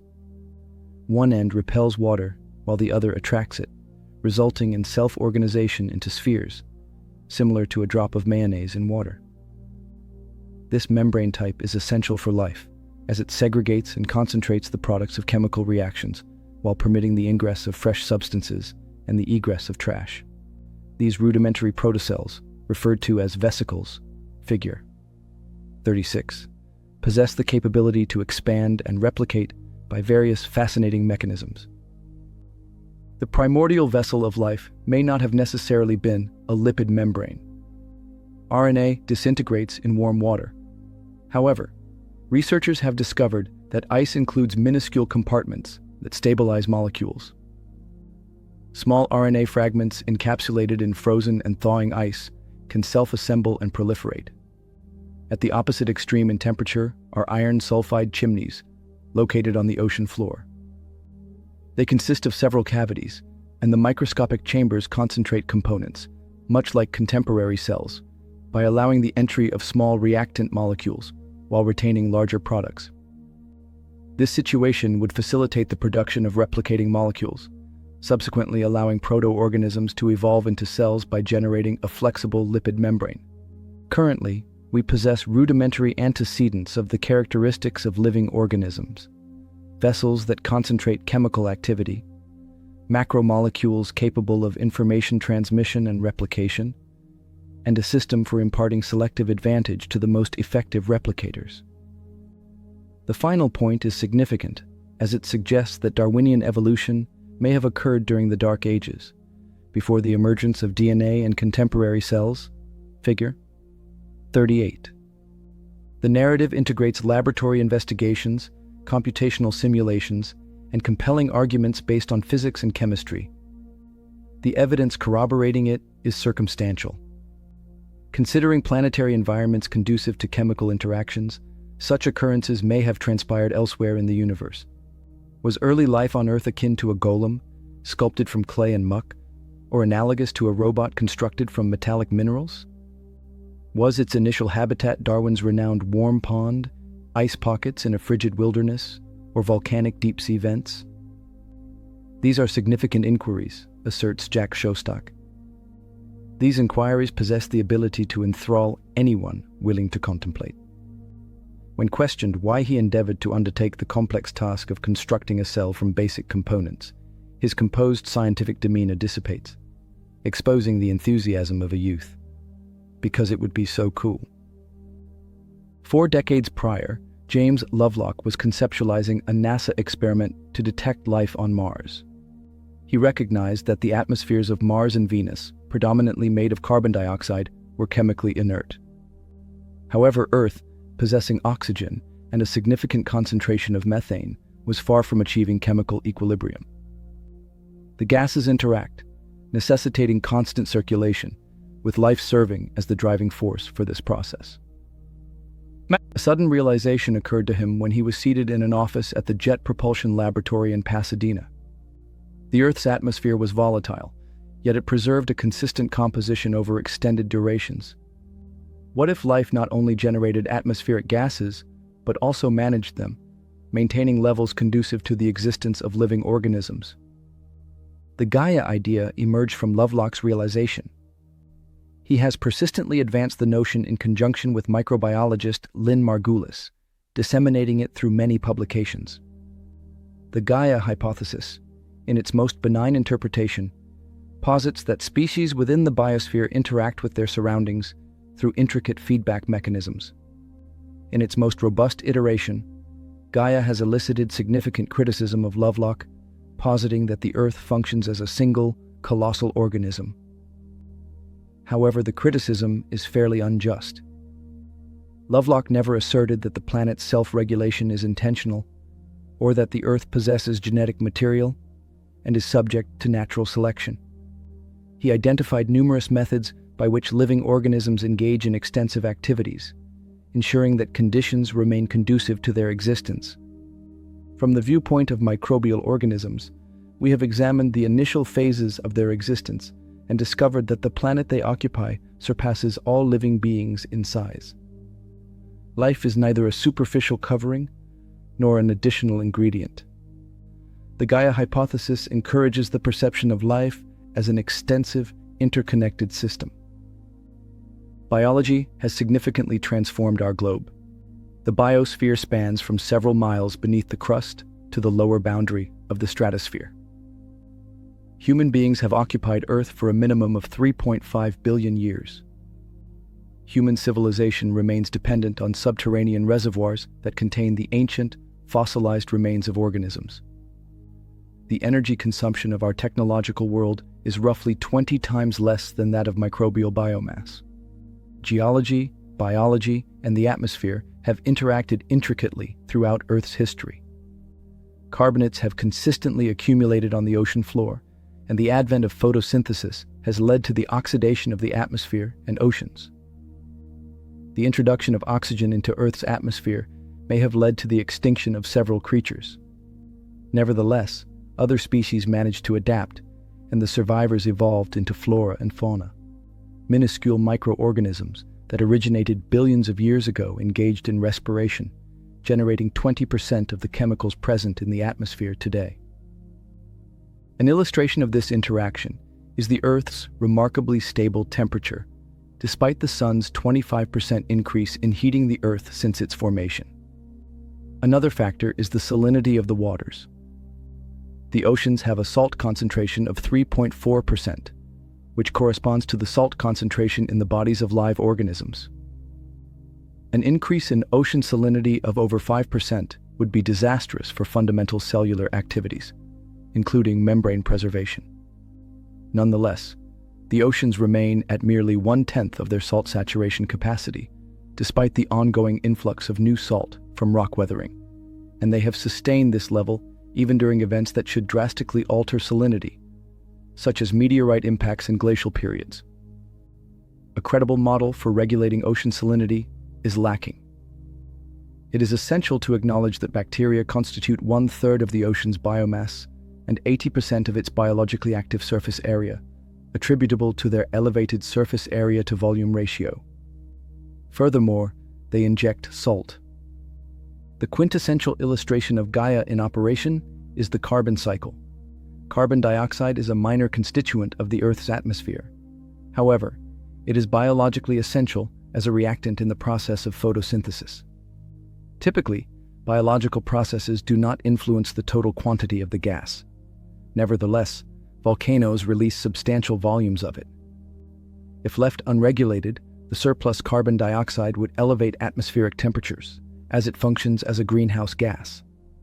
Carbon dioxide is eliminated from the atmosphere by rock weathering, in which rainwater and the gas interact with rock particles to form carbonate. Carbonate deposits descend to the oceanic floor and ultimately into the mantle, where a portion of the carbon dioxide sequestered in limestone is reintroduced into the atmosphere via volcanic activity. Soil microorganisms, which are more active at elevated temperatures and facilitate weathering, contribute to the planet's cooling. The complete cycle constitutes a substantial feedback loop. In the 1960s, Gaia was integrated with photographs of Earth from Apollo 8 to illustrate the ecosystem's fragility and the interdependence of its components. Human industrial activity is likely the principal driver of the current increase in global temperatures and carbon dioxide concentrations. A feedback loop may prompt the Earth to return to colder temperatures. Nevertheless, we may have displaced the Earth from equilibrium to such an extent that we jeopardize acknowledging the repercussions. Evidence from Earth indicates that life originated swiftly and diversified into a multitude of ecological niches. The chemistry that resulted in the initial replicating molecule and the first cell is universal. Gaia is a significant advancement for astrobiology, as it suggests that life will substantially influence its surroundings, thereby facilitating the detection of life on exoplanets.